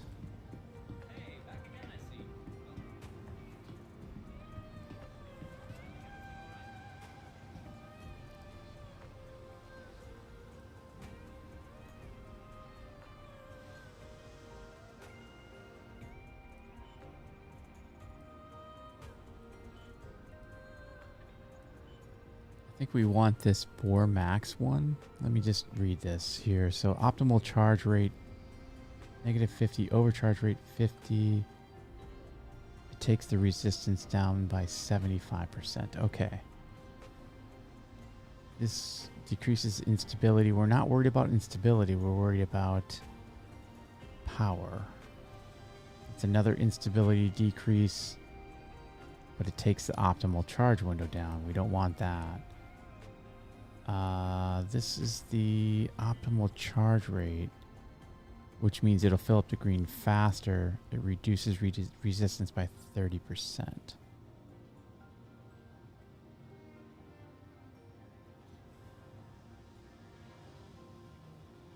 Okay, I think it's the Spore Max one that we want. It decreases the optimal charge rate and increases the overcharge rate, but it decreases the resistance by 75%. That's the number we want to decrease. The resistance is what's stopping us from doing what we need to do. I'm going to pick up 2 of those. And I've never used them before, so I don't know. We're going to find out.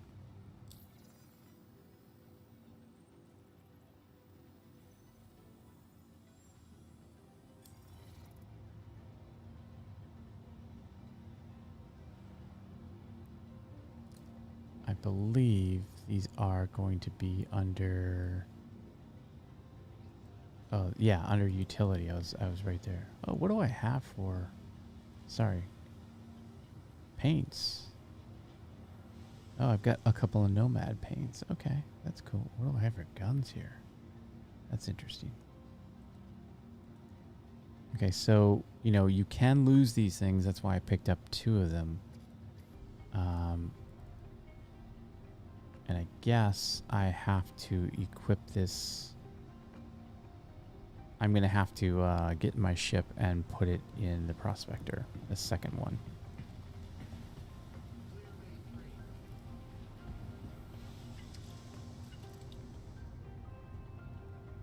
Anything you like?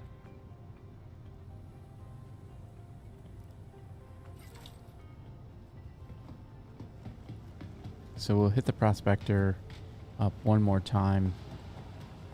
Do at least one more run, I think. Why not, now that we have the gadgets?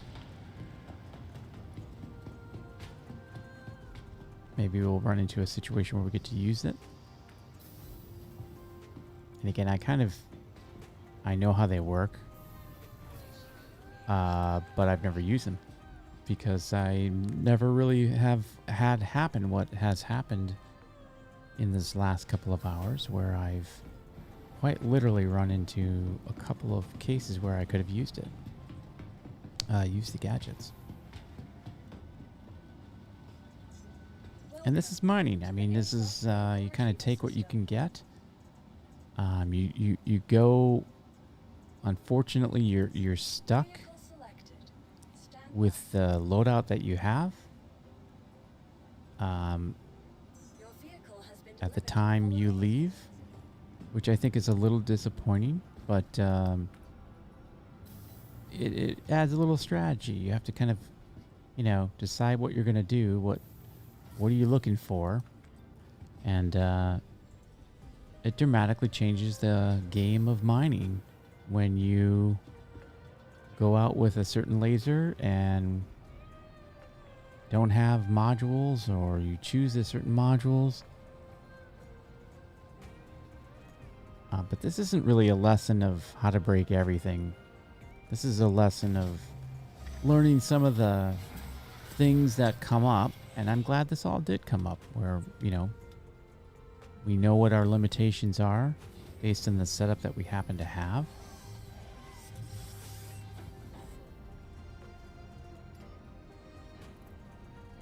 Did that make it? No, it didn't. I'm glad I checked. Did you see that?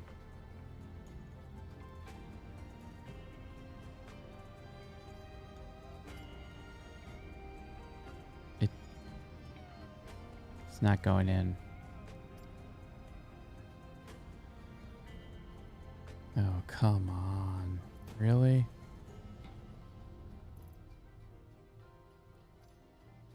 I mean, I have one in my backpack, right? Yeah, I see it. It kind of sits itself on the backpack.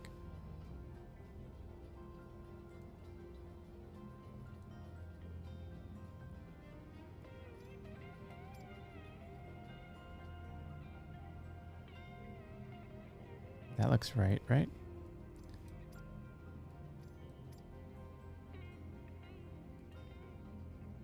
Okay. Enough wasting time.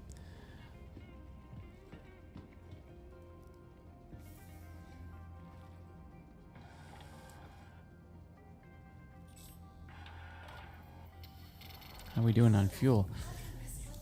I mean, the Prospector is a champ for fuel too. I mean, how many runs have we done? And now I have been refueling and everything, but well, you really don't have to.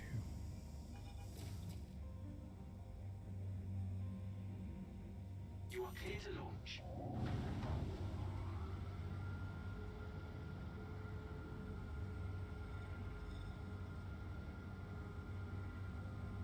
We're coming up on 4 hours. Yes. It's my longest stream yet. I love it.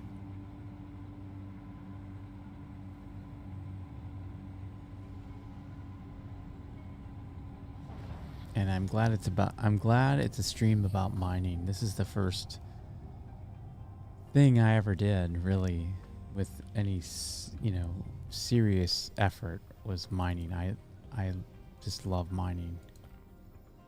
And I don't know how many hundreds of hours I've spent Thank mining. you, and please visit again.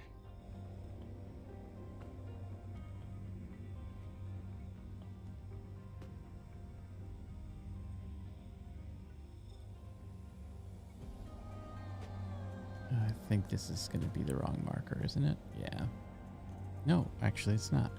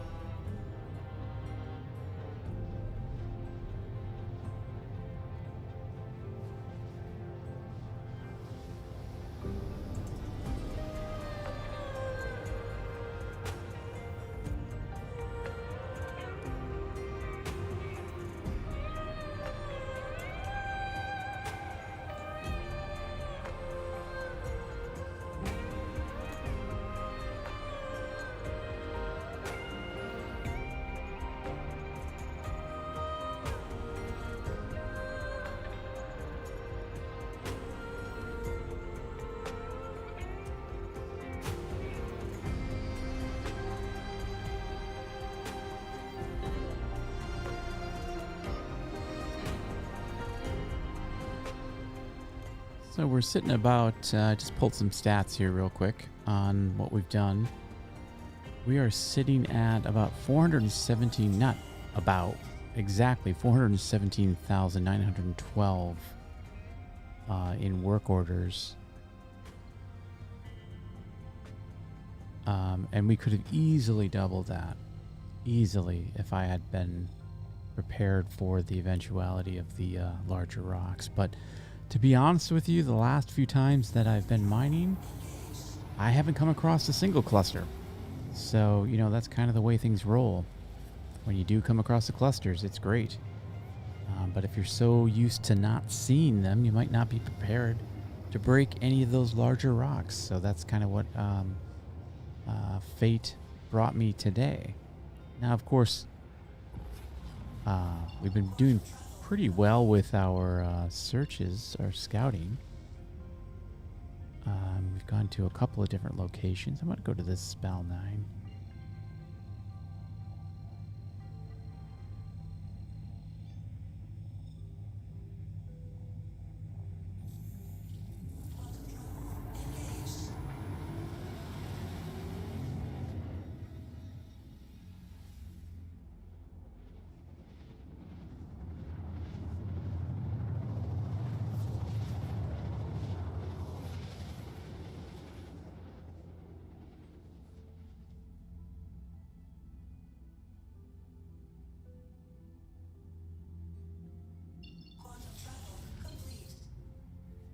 And I really like this gray patch here. Hang on one second. I'm going to turn up that music.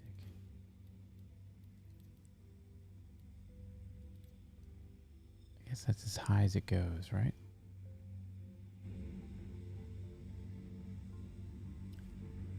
So it looks like there's a pretty good stretch of ground here. I'm going to head down in this direction.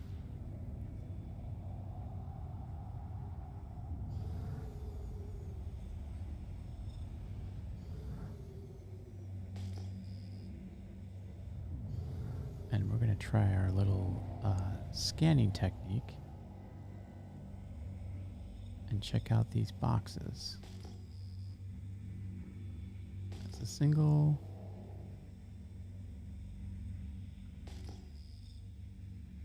That's a single. Oops. That's very forgiving. And we'll just check this other one out.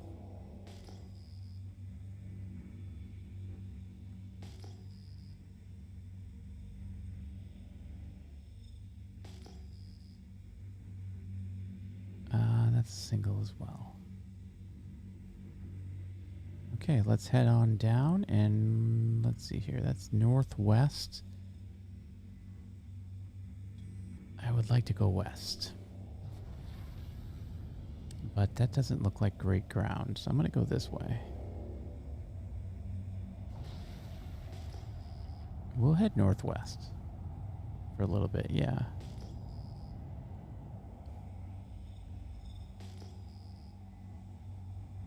Good flat area here. That's a 3,000.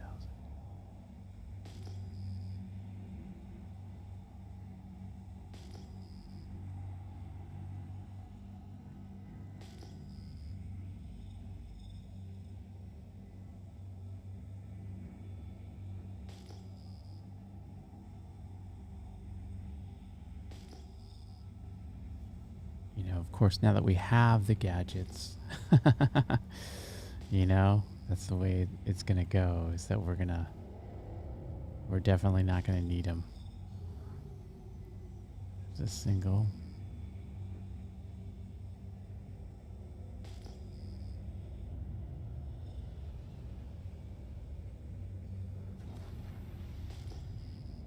We'll give it a go, though, right? It's kind of beautiful little... I forgot to mention that one of the reasons why I loved mining is I would just turn on some music and I'd come to Lyria and I would just literally just scout and mine for a day. Spend the day mining. That looks like a twofer right there. Let's find out. Definitely see two there, but whether they're part of the same cluster is a question. That looks like they are. That looks like Quantanium to me.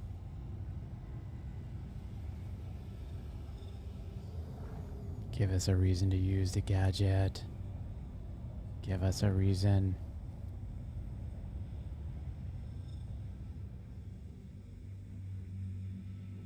Oh, that's a 7,900.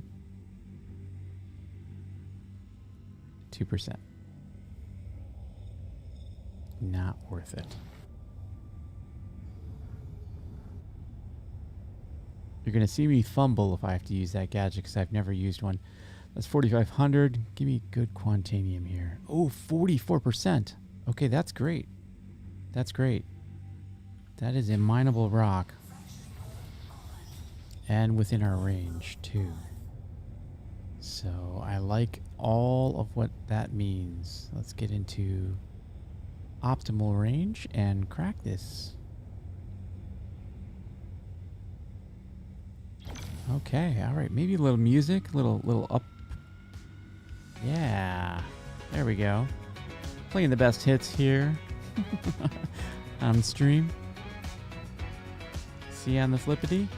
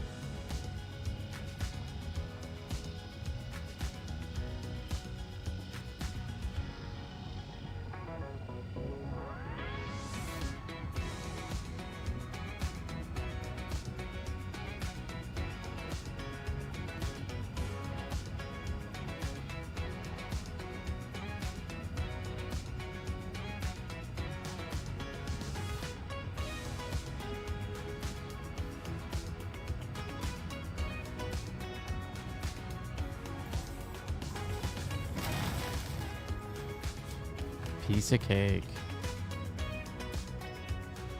Feeling good about this rock. Feeling good.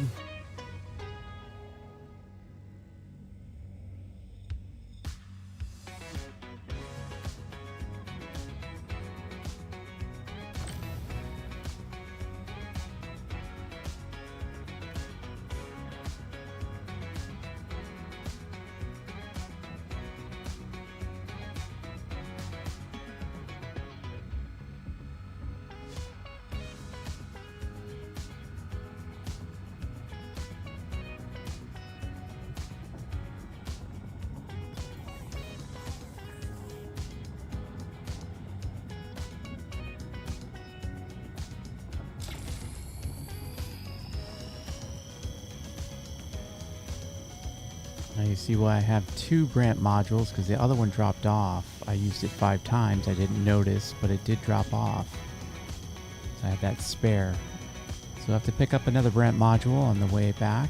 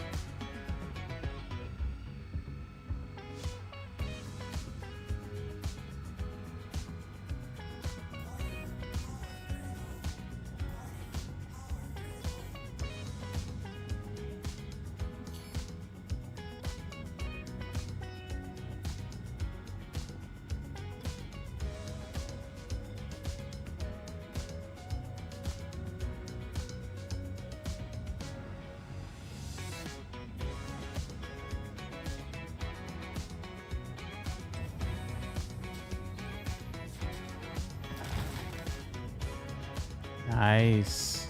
Good break. Now, I think the rest of these are going to be just dead rocks. Okay, there's a... Now, the question is, does this need to be broken down? And it doesn't. You see, it's purple, which is very difficult to see. And this is a very, very, very, very tight cluster of rocks here. Now, what some people will do is they will break and overcharge one of the rocks to spread them all out. I'm going to risk it. Let's see if this is... I'm looking as best I can. That's purple.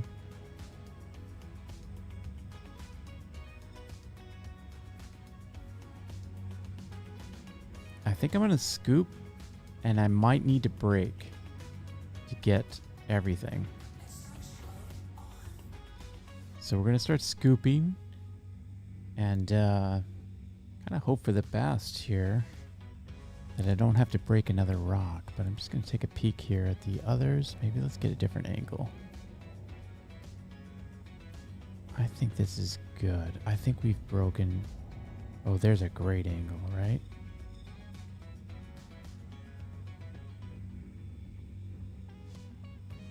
Oh yeah, look at that. That is 99% Quantanium, and it needs to be broken. So let's break that. And I'm probably going to need a module for that. Look how narrow we are. Be very careful. And break this thing like it needs to be broken. Hey, good morning.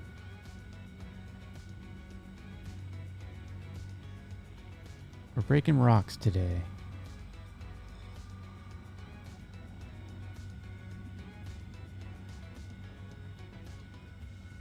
Yeah, I'm going to use a module.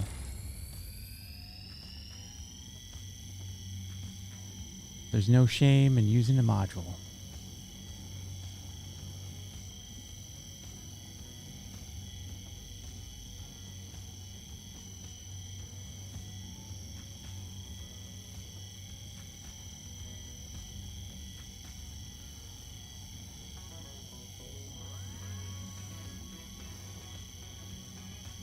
Had some pretty good luck today,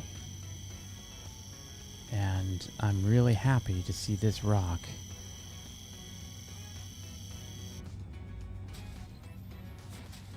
get broken. Okay, awesome. We'll wait for that to do its little explosion. Come on. Meanwhile, we'll just take a look at some of these other rocks. That's taken a long time. There we go.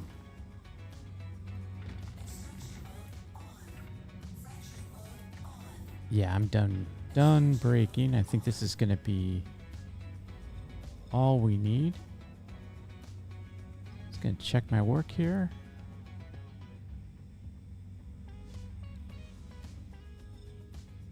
ETOS, have you been doing some mining? We are on, I think this is our 4th run.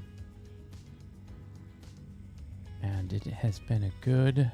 We found some clusters that I couldn't break. So I had to abandon them. It's just, that's the worst.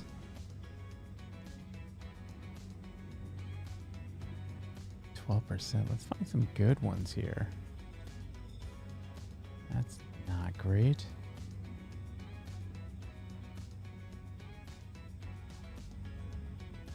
Again, I'm kind of just looking for the best rocks to start scooping because we have limited cargo.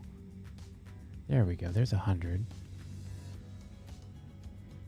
I would expect there to be more hundreds over here because we had that 99 or 98% Quantanium. So where are all the hundreds?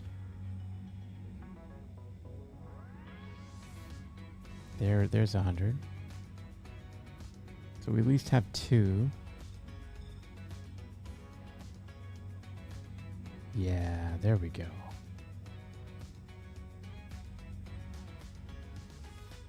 Okay, I'm gonna start scooping these hundreds.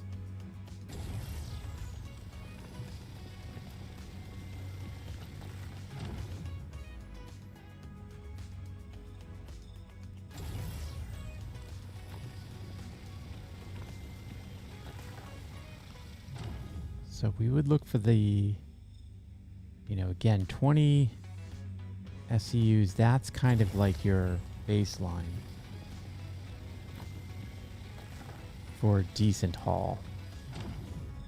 At least that's what I use as my baseline. 47% there. There's 100.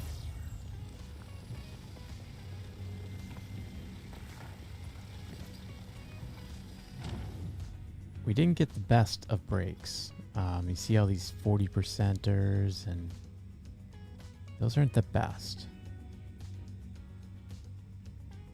There's 100.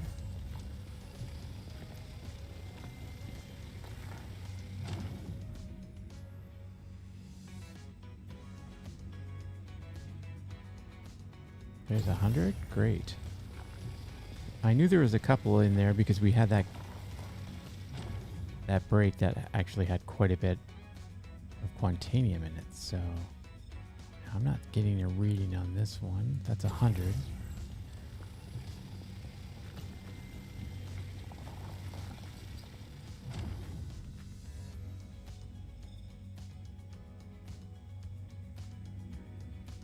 Ooh, 93. That's close.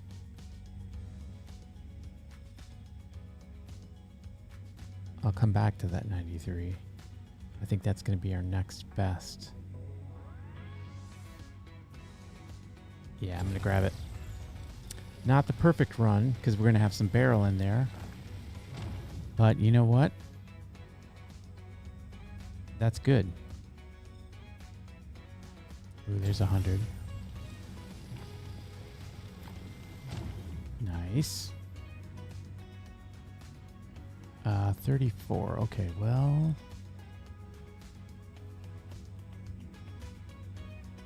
Spend some time looking at these. Now I know I've seen this one. Yes, I'm just being very careful to not miss any. It's 59%. 31. I think we're going to start grabbing. That's 12. I don't think we have any more hundreds, so I think we're at a point where we're going to start scooping what we can get. So there was a 50. Yeah, let's grab that one. Let's grab that one. That's 12. I know we can do better than that. That's 30. Scans should be popping up faster, but they don't. That's quartz. Okay.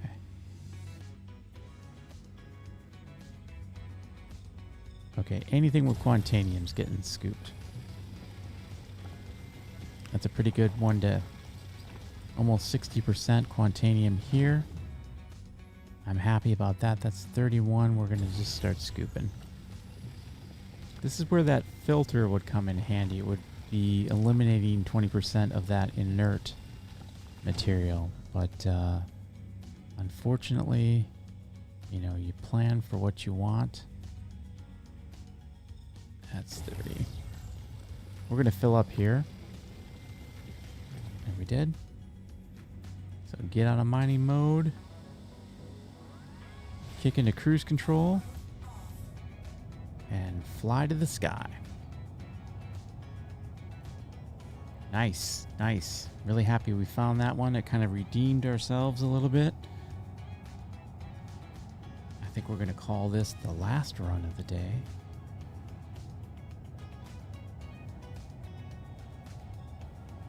But we'll see how we feel when we get to the refinery. Maybe I'm going to keep on keeping on, maybe? I don't know. We'll see.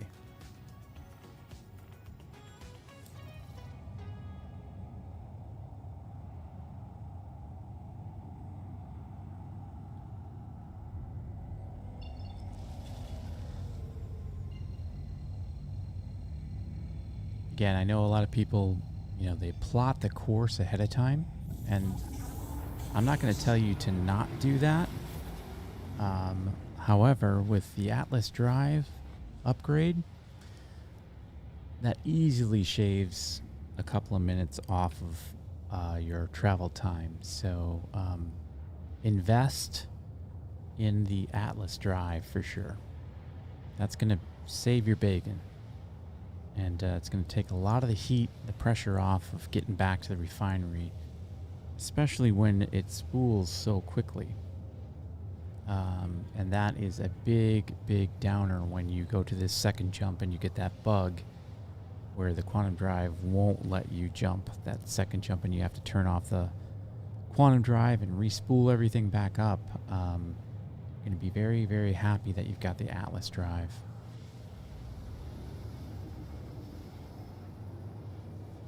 So far we've made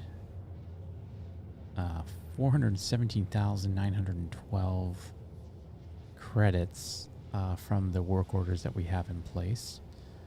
And of course we have fuel cost and we just bought those gadgets, but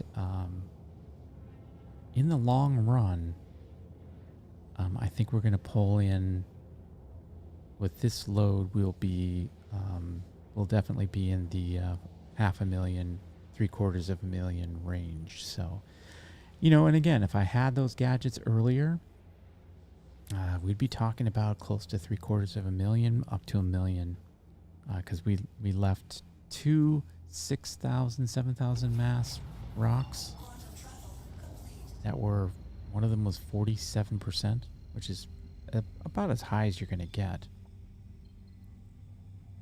Yeah, see this bug?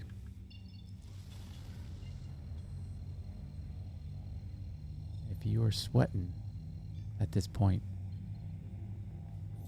you'd really be sweating.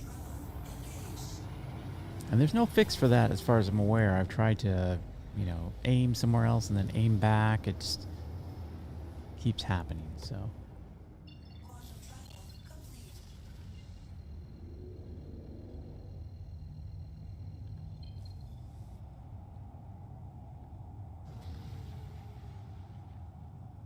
This is looking good.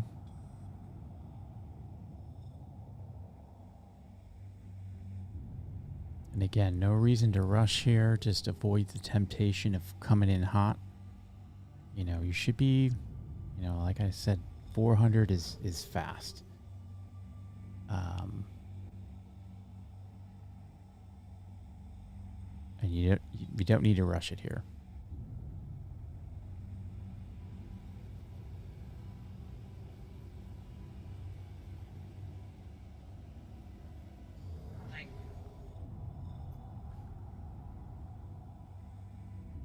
Especially when you're hitting those OCM speeds, you have plenty of time.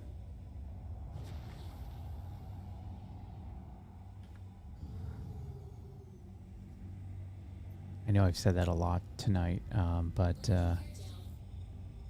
it bears repeating because I'm telling myself that as much as I'm telling you to just slow and, slow and steady is what you need in these situations.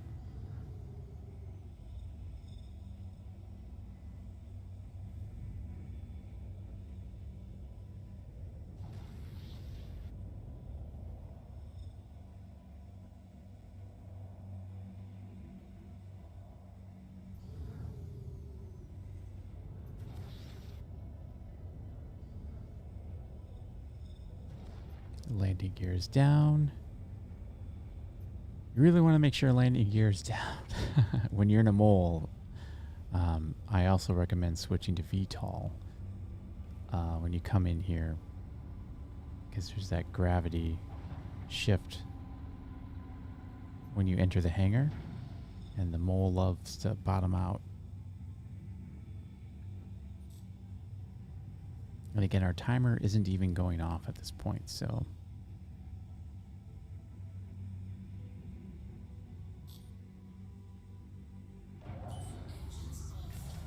Landing complete. Have a pleasant stay. There's our alarm.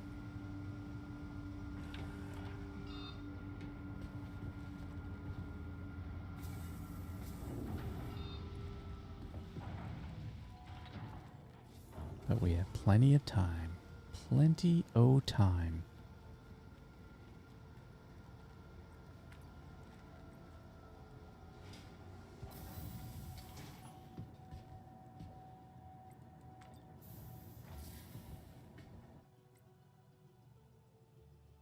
I forgot to check what hangar I was in. Hopefully we don't need it. Welcome to the ASOP vehicle retrieval system. Nope, we don't need it. Yeah, what would happen here is you'd see the, you wouldn't be able to store it. But now we are good to go. We're going to do our final run to the refinery. And oh boy, did I have fun.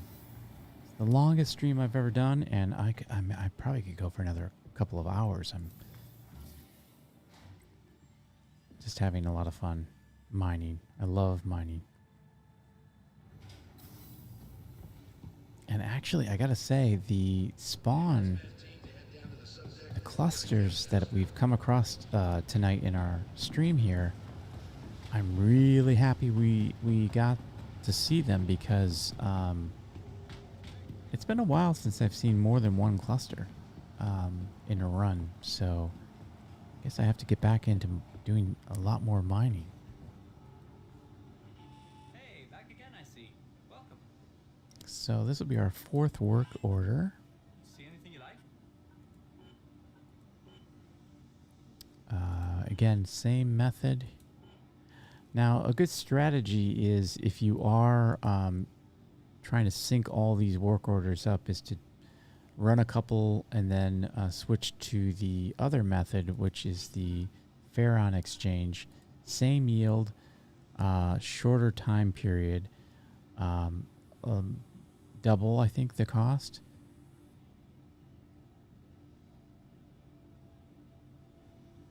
So let's get a quote here for that. 2446, and it's going to cost us 5,000.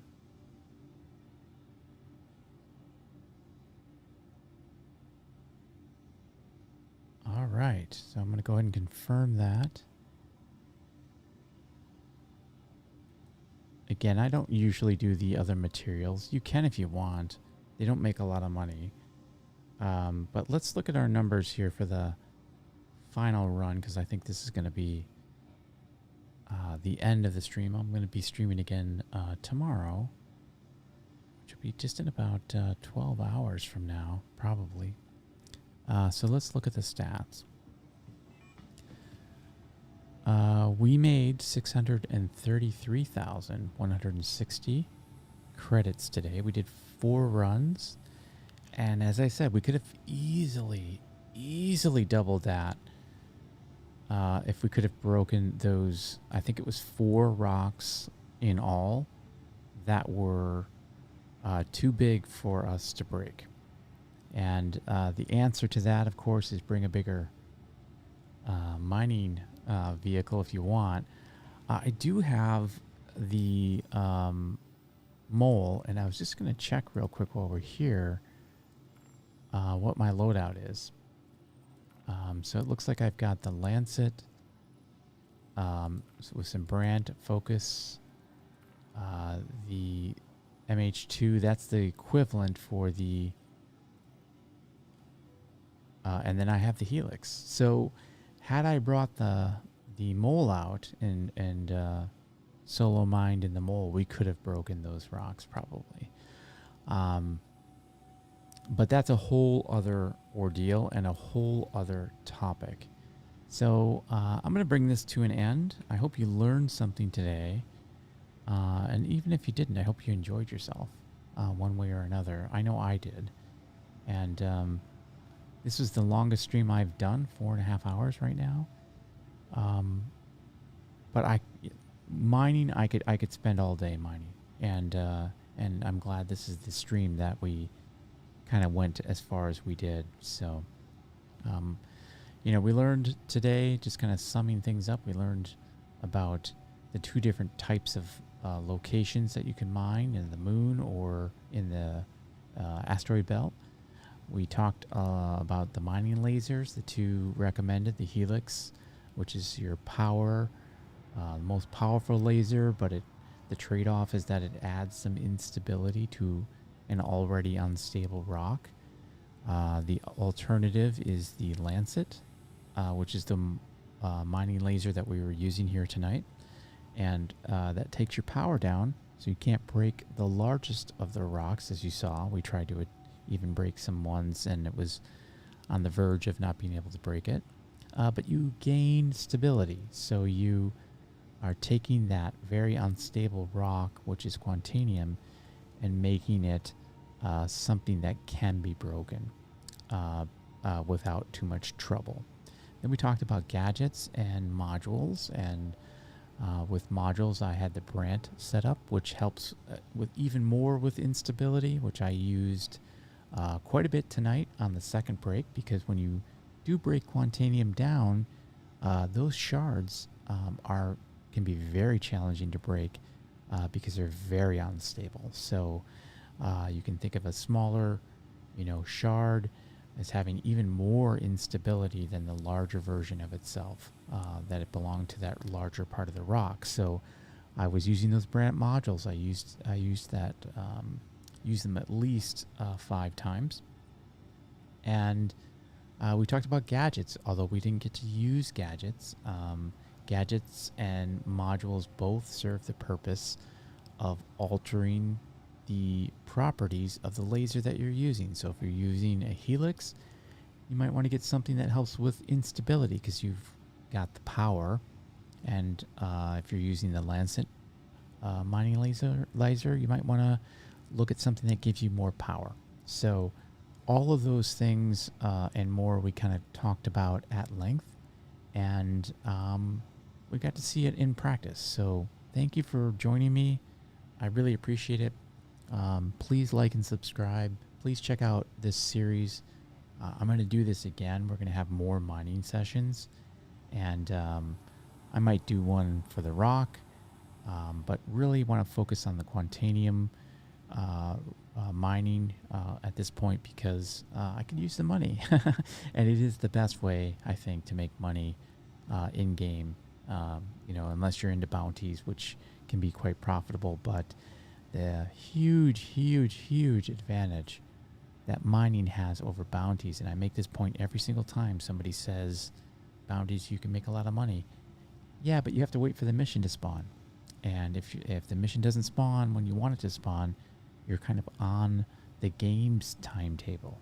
You can hop in your prospector and mine in 20 minutes. You're off to the races. So you get to control the timeline. And so when you're trying to make money and you're trying to do a grind, you might just find that mining has a little bit of an edge over bounties and other money making opportunities. So with all that said, I am going to call it. My name is Yentra. I really appreciate you all. I hope you can like and subscribe. Please check out the description of this video. It gives you some great links to my Discord, which is where you can stop by and say hello at any time. We're giving away 3 things at the end of the month. We're giving away a ship, the Grey Cat, or really a vehicle. It's the Grey Cat STV. We're also giving away 1 million Alpha UECs. And we're also giving a subscriber item, which is the Zeus suit, which comes in the color of orange, gray, or white, and the winner gets to choose their color. And if you head over to the Discord, you can see how you can enter to win.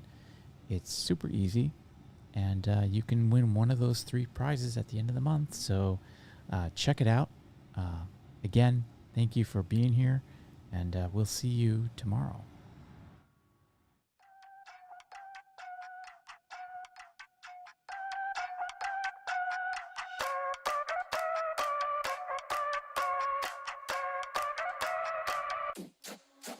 Oh, we wildin', we drinking cherry wine, and we dancing on an island. We going back to finest.